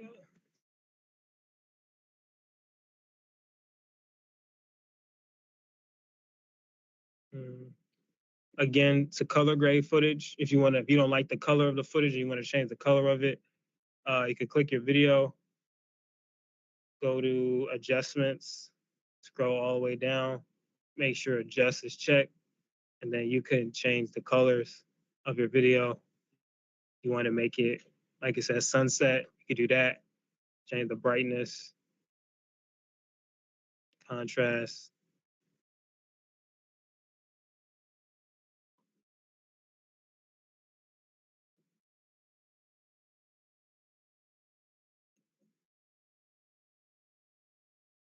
Go from that to that. So that adds another level of dimension and a different kind of feeling. Makes it seem like it says sunset. So that's how you change the colors of your video. Click your video, click adjustments, scroll down, and you should see it right here. What else? What else?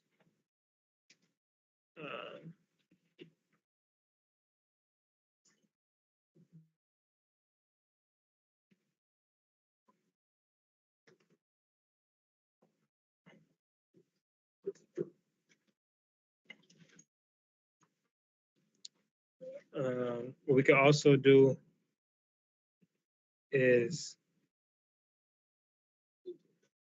we could speed up footage, slow it down. So right now, this video is pretty slow, but let's say we wanted to speed it up and make it go faster. All you have to do is click your video, go to speed, and then you can increase the speed right here. So right now it's at ×5 the speed. So if I click it, it's faster. I can even do it 50 times the speed. That's gonna be really fast. Yeah.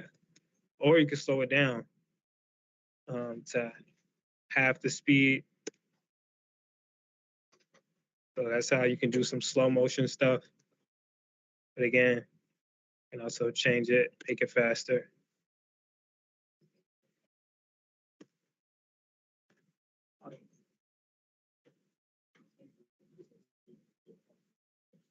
What else?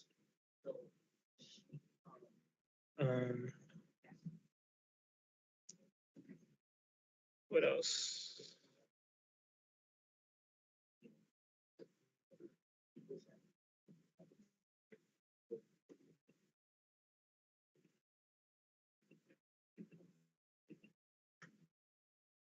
We can also add, I talked about this before, but like animations. So you guys have the free version. So you should be able to use a lot of these. So if you just click it, it'll add an animation to your video. So it's a bunch of like weird ones like this. Some of these are pro for the pro version, but there's some good ones that are free.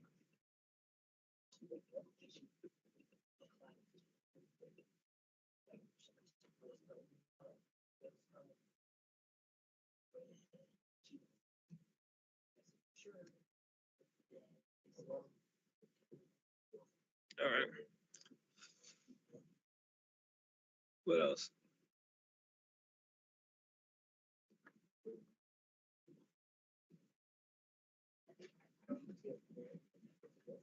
Okay. All right. Let's see. So last thing before we wrap up.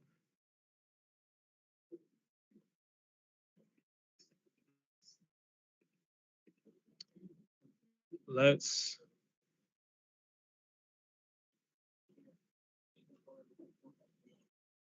show you this trick.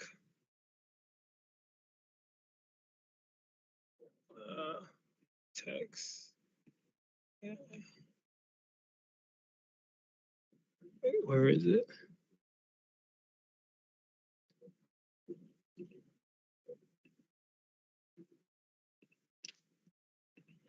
Hold on. Place. All right. So, no, I'll save that. Let's get into AI. What else? What else can I show you guys? Oh yeah, you can add filters to your videos too to give it like a different look. So for example, if I play this video and I go to filters, you could give it a different look. Just click and drag it on. So now it's a little bit more cinematic. All I did was drag my video down, go up to filters, and drag it.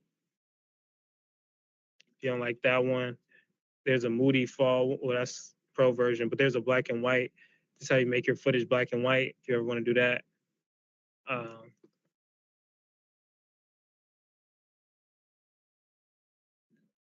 Yeah, there's a few good ones on here.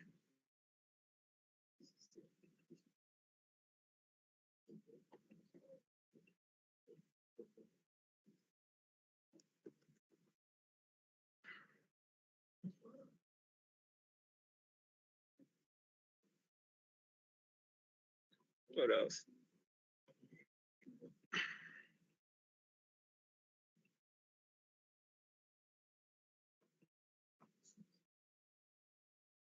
So you can add stickers, but that's, I mean, it could help. I know sometimes I feel like it's kind of cheesy, but if you want to add like a sticker, like a circle, say you want to circle something that you want the audience to see, you can just go to stickers, click and drag it down, and then adds that animated sticker.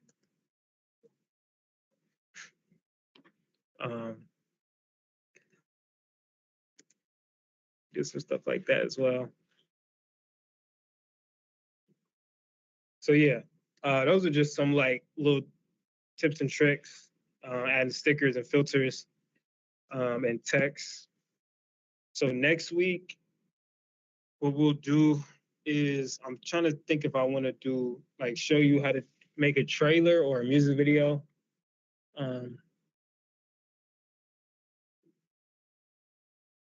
Probably get into like music videos and documentaries, show you how those work, and then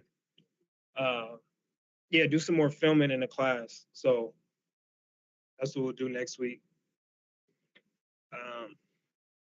Yeah, some more video stuff with the cameras. Any questions, any concerns, anything?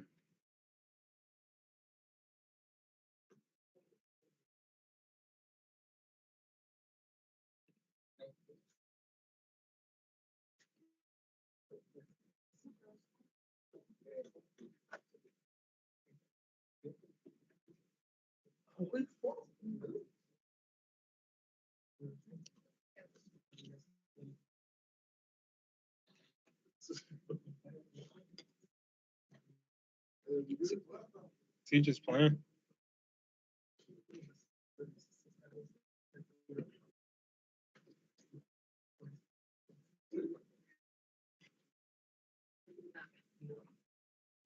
Is he good? Is he good? Oh, I thought he like fainted or something.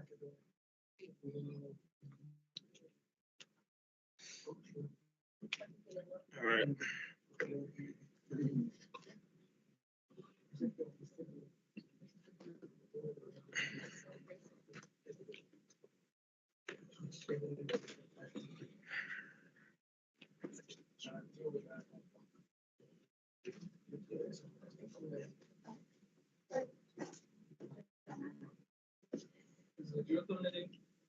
I don't know. I mean, she's probably gonna come, but I don't know if she's like coming in physically or is she gonna be on Zoom. I don't know.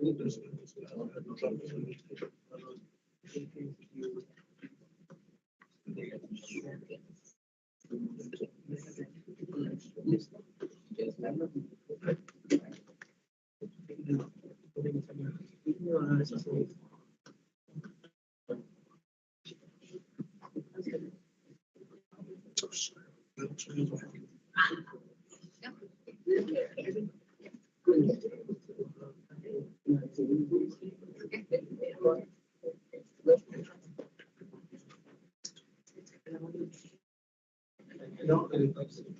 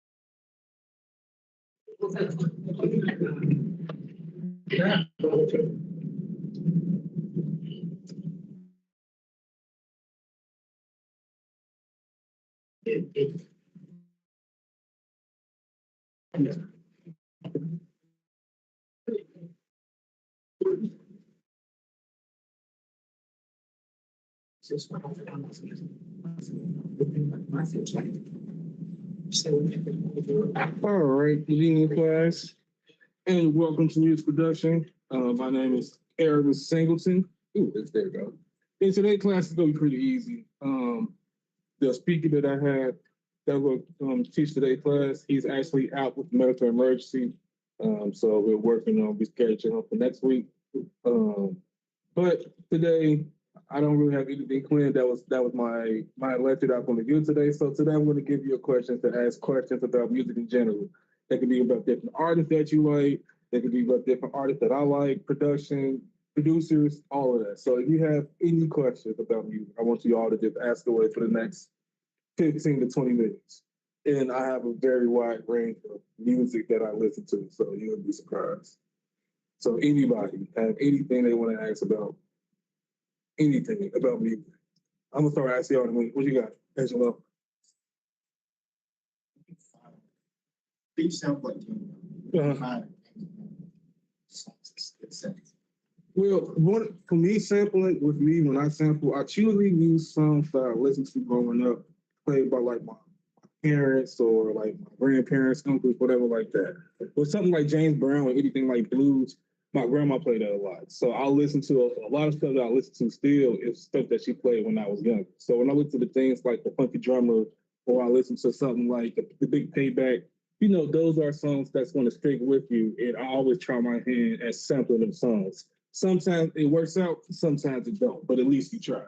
A lot of songs that I also sample are like a lot of video games, like a lot of video game soundtracks. That's what I played growing up. A lot of Nintendo, a lot of PlayStation games, like Final Fantasy, everything. So I always try my hand at that also.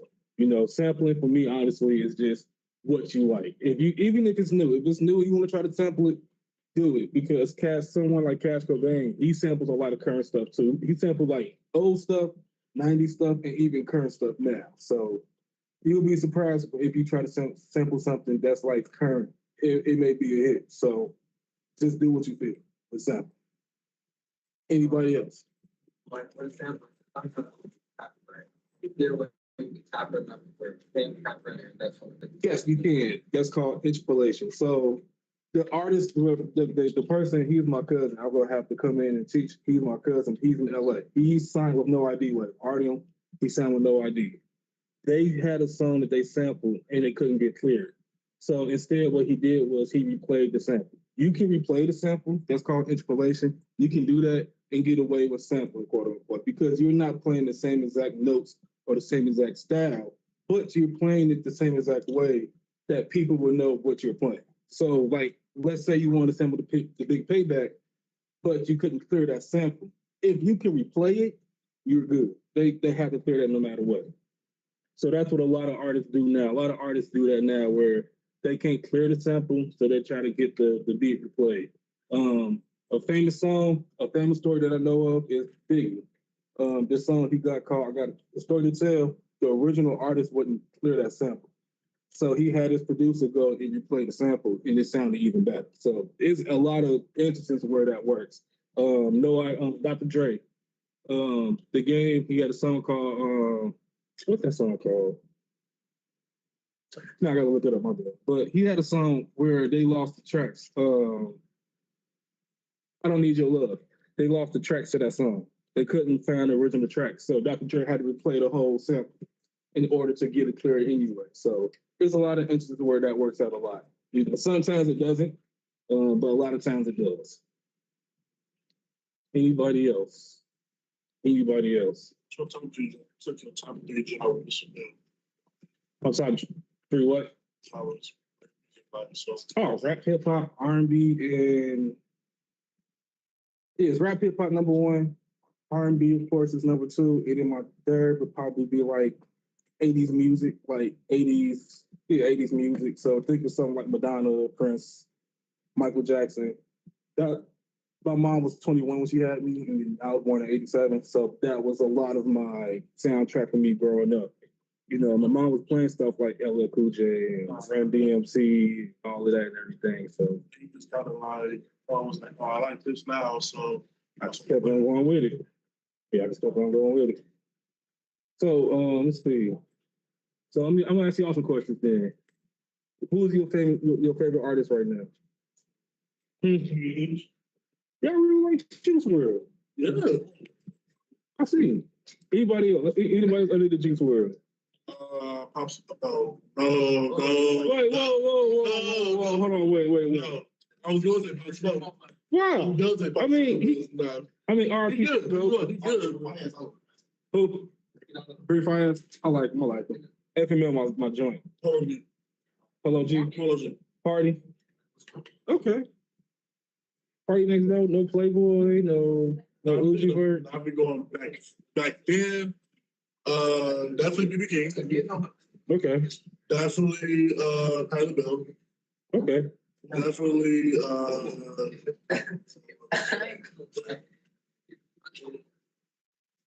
my mom's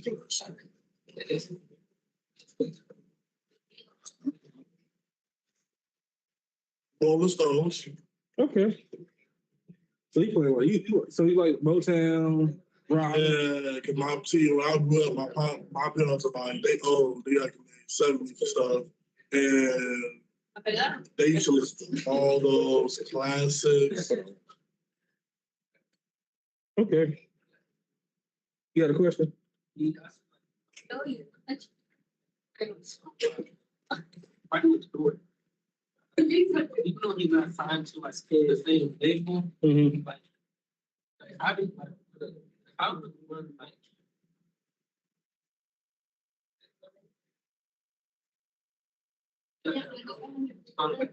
I just see. Mm-hmm. I do like that's kind of serious though. Yes, you do. So usually in the music industry, how it works is this. If you go to my whiteboard, but usually in the music industry, it's sampling this. So it's 100% going to make a giant pop. 100%, right? So when you sample, sometimes you have people that want half or they want 2/3 of your earnings from that song. So let's say you made $2 million off that song that you sampled. They're going to want 2/3 of it. So you probably going to be left with 700,000. They're going to get 1.3 billion. They're going to get, you only going to get 700,000. So that's how sampling works. Sometimes you find people that will pay little to nothing. It'd be like 1/3, you get 2/3, some 1/2, some 2/3. A famous case that I'm going to talk about is about Diddy. Now I know he's Come on. doing a lot of things, but the song "I'll Be Missing You," right? He sampled Sting and Police. He didn't get that song clear. So from when that song came out to I think he got like 24 years, Sting get 100% of that song.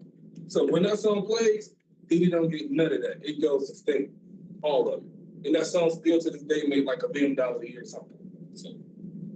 So yes, please get your songs clear. If you cannot get your songs clear, just get like, you get to that stage in your life, just replay the sample.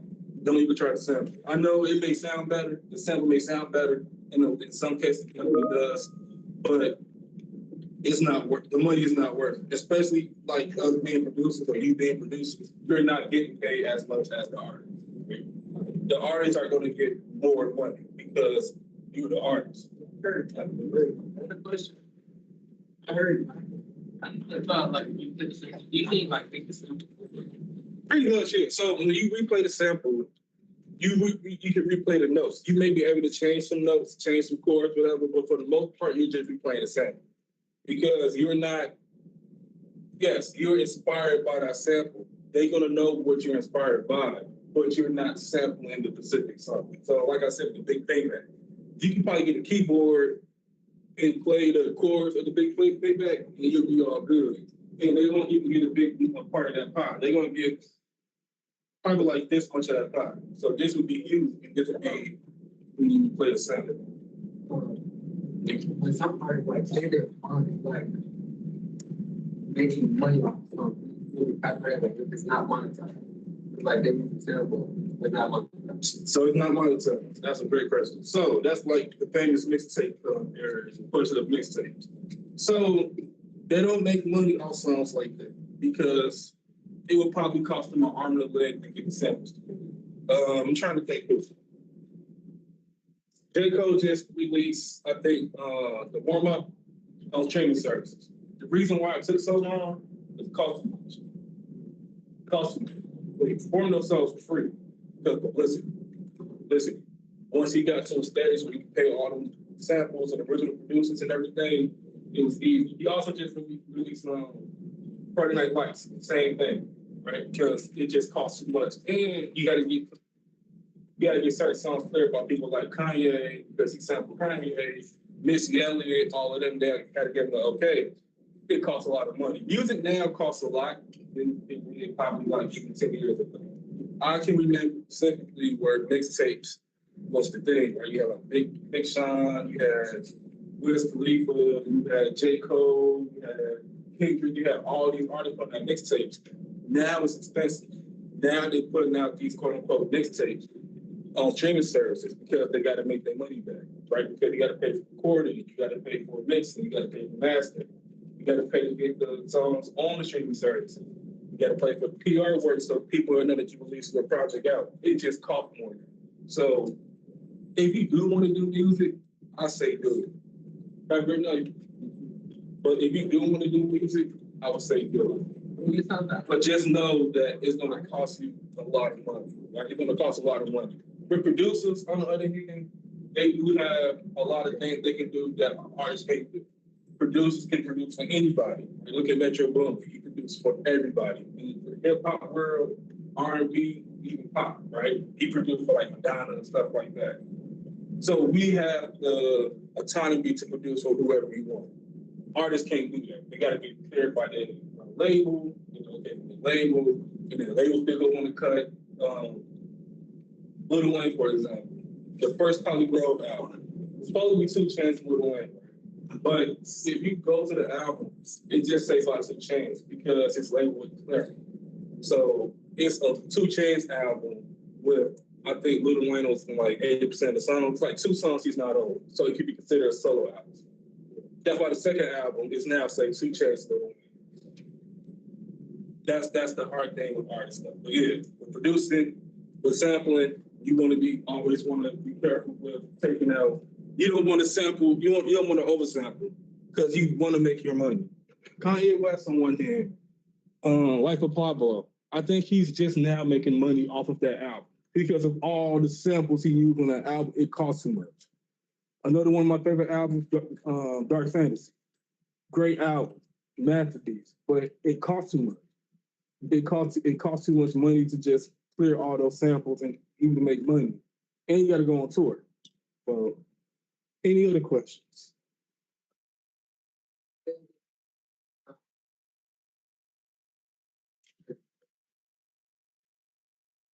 That depends. Is the show being broadcast? Then you can, but you need to be careful because what you do have is lawyers of people that you sample. They will go to these people's shows to make sure that you're not playing that song. That they definitely do that. They want their money. They want their money. Another thing too that I would also say about sampling is when you sample, be clear that you're not using a sample, that you may be inspired by somebody. Do anybody remember when Pharrell and T.I. got sued by Marvin Gaye family for that Robin Thicke song, Weird Lines? Yeah, so he got sued. They got sued by Marvin Gaye family because they said they took a song, and they did. They were just highly inspired by it. That's a thing that you kind of see now, where you have songs that they sound great, and it may sound like they sampled, but they're not. They're not sampled. They're just inspired by that person. But what I'm scared about, and a lot of other producers is what is stopping a lot of these older artists from going back into their catalogs and being like, oh, you sampled this. Like, I didn't sample anything. I'm just inspired by it. That is a common concern right now that a lot of producers are kind of dealing with. It's that when, and it was what's another case? That redhead, what's his name? The pop singer, he's a redhead. Ed Sheridan. That lawsuit he just said, he beat them though. He beat, I forgot who it was, but he beat them though. It went in his favor. So sampling right now is always in a gray area, but it's what hip hop is built on. It's built on sampling. So anything else about any other music, it can be rap, it can be hip hop, it can be alternative music, it can be reggae, whatever. Rap. My mom, I can remember specifically my mom playing LL Cool J when I was like 4 or 5. So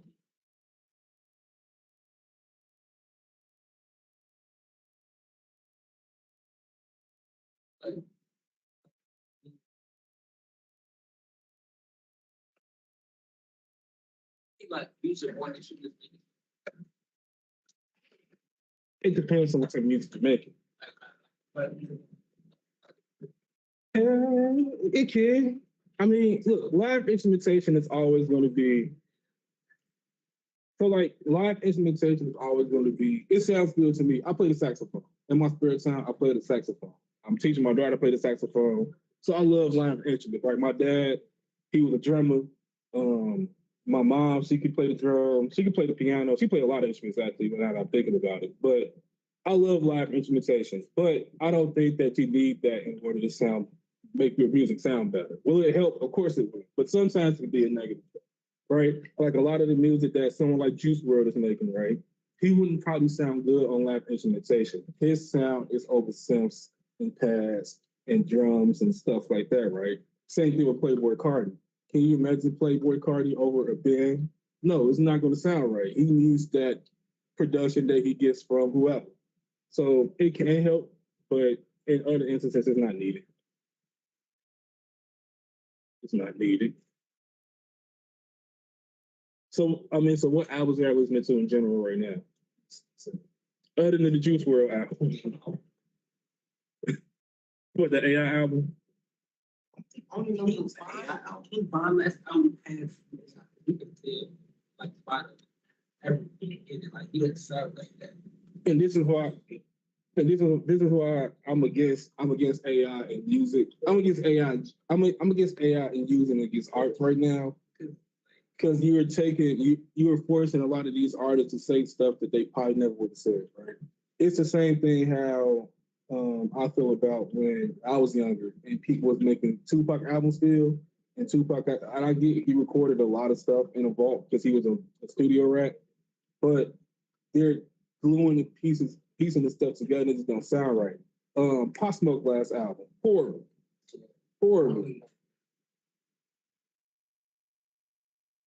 So when he gets involved, it's like if they have like they got and there's like another album come out, okay, that might be a great album. Like But when they're just taking songs and like, okay, we go put this album out and we go get these artists that he never met and we go put that out. Like that's what you're gonna do.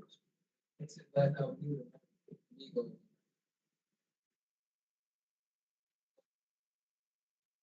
Exactly, right? You don't want to do that, right? I remember Method Man. He said the same thing about Big last album. Not the duets, but the one before that. He said the same thing, like you putting this man with rappers that he didn't like or people that he didn't like. Like, why would you do that? But exactly.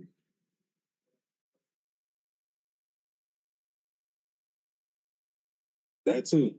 The label game, the music label industry is a dirty game. Same thing with Drake suing, right? Like Drake isn't. We go put the Kendrick Lamar stuff to the side, right? But the reason why he's suing is because when he did, right? Drake's deal is done, right? He want to get paid 400 million, and his reasoning is, and look, it's valid. I was the biggest artist on top for the past 10 plus years. Give me my money. He's probably not going to get that money. He probably got to be independent. But if he's still hot as he thinks he is, and look, maybe he is. Like he probably still is going to be hot. He's going to be okay even with this beef, yeah, he's gonna have a really big chink in his armor, but he's gonna be okay. He can make so much money independently; it's gonna be insane. Now he don't got to pay the labor. Now he don't got to pay the lawyers, right? A lot of that money is coming to him now.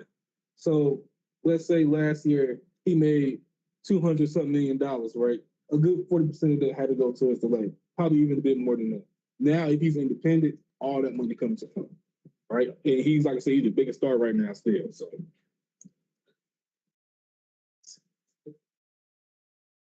If say if a rapper died, Mhm. Like, you know, what happened to Most of his family, to his estate.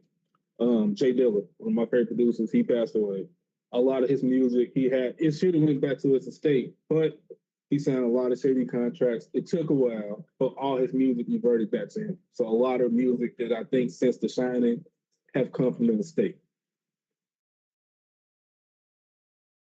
Any other questions?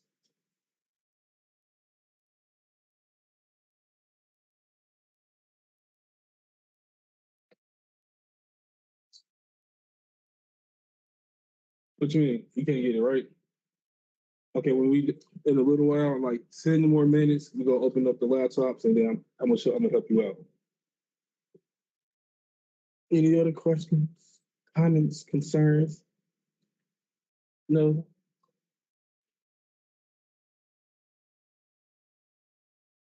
Anybody listen to R&B? Anybody have some favorite R&B artists? Yes.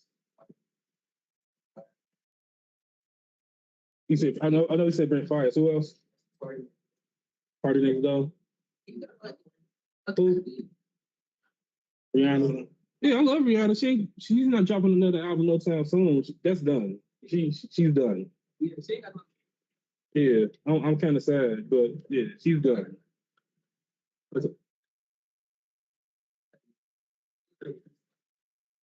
people underneath the do that? That's great territory because it depends. It depends on when he made it. That person artist made the song. If he made the song when he was signed, then you're the label will own it. But if he made the song when he wasn't signed, then it's his. So it's a lot of unreleased songs that are out there, right? From a lot of artists that just out there. And the reason they're out there, they're not like on streaming services because they didn't pay the producer, they didn't pay the label didn't get paid, something. So a lot of that stuff is gonna stay YouTube, SoundCloud, Reddit. You're gonna stay out in that area right there. They already like Party Next Door. So no Bryson. I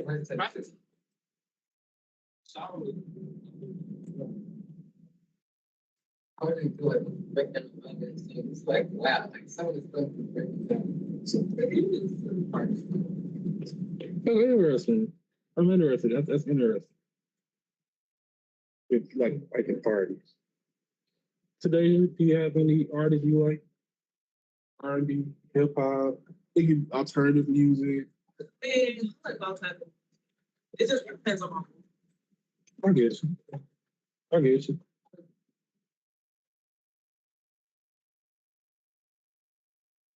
You said listen to who? I mean, I do too. I got Cowboy Carter at home. I bought that on vinyl. I have a vast vinyl record collection. Like, if I really like the artist, like for me, if I really like the artist, I'm going to buy the record. So, like, I have Kendrick, I have J. Cole, I have Kanye, I got Beyonce, I got Jay Dilla, I got Eminem, I have Dr. Dre, I have Stevie Wonder, I have Amy Winehouse, I have Usher. Trying to think who else I got. I gotta get like a Biggie vinyl. I gotta get like a Tupac vinyl. Um, if I could find a whole lot of red on vinyl, I'll probably buy that one. I like that album. I like a lot. I like a whole lot of red a lot. Get the hate got it first. Then people got it. You know what it is? I know why. The hate because of all the leaked songs that came out before that. That was gonna be on that. Like Cancun and Goku and all of that stuff. All that stuff leaked out and people got hyped up. And then when the album came out, none of them songs were on the album. And it sounded completely different from what they thought. I liked the album when it first came out. I remember my kid's Christmas gift was to that album. Like, oh, okay. I was listening to that. So yeah, I messed with the album a lot. I liked it. I wish he had dropped his new album. There's some artists like say that you can't get it to everything, like whether they leak it themselves, so they can still like even if they might not make money from it, like still. They definitely do that. If they get frustrated with their label, yeah, they definitely would just leak the song because they ain't about to just let it sit on their hard drive. Right? You have artists that's just like, I'm not letting this on my hard drive. My fans need me to use it clear out of, right? Uh, they do that a lot. You know, sometimes they just sit on it. I remember. It's all the lawsuits about that. Sometimes it can be, sometimes it can't. I remember when Nicki Minaj wanted to drop this song, it had the Tracy Chapman sample, and she couldn't drop the song because of the sample, so it's least free. And Tracy Chapman tried to sue, but because she's not making money off of it, it's considered just a freebie. So they can't really do anything about that. You do have artists that still try to sue with samples like that, like they still try to sue. I mean, the artist leaked the song or the song free, but if I'm not making money off of it, you're not either. So, all good. All right, 6 more minutes. I'll do 6 more minutes. Any questions? I think we start there. All right, go ahead. Open up your laptops. Open up FL Studio. Go ahead and work on your production. If y'all need help, please raise your hand, and I will come by and I will help you out.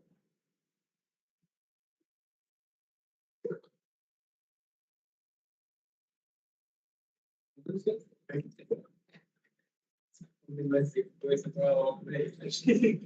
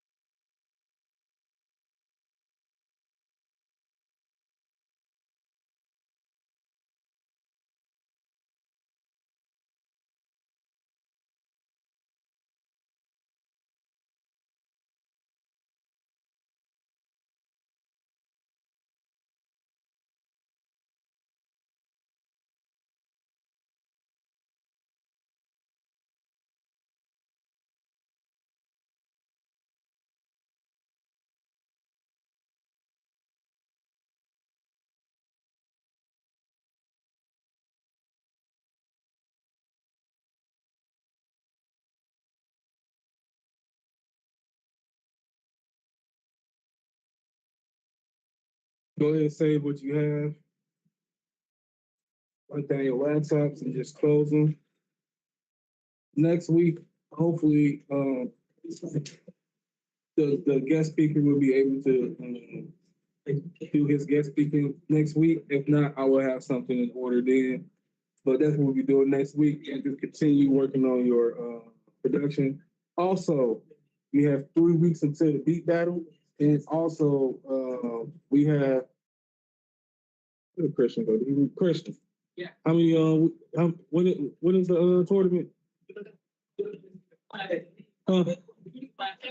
Yeah, tournament. Also, we do have the Fortnite tournament on the 18th.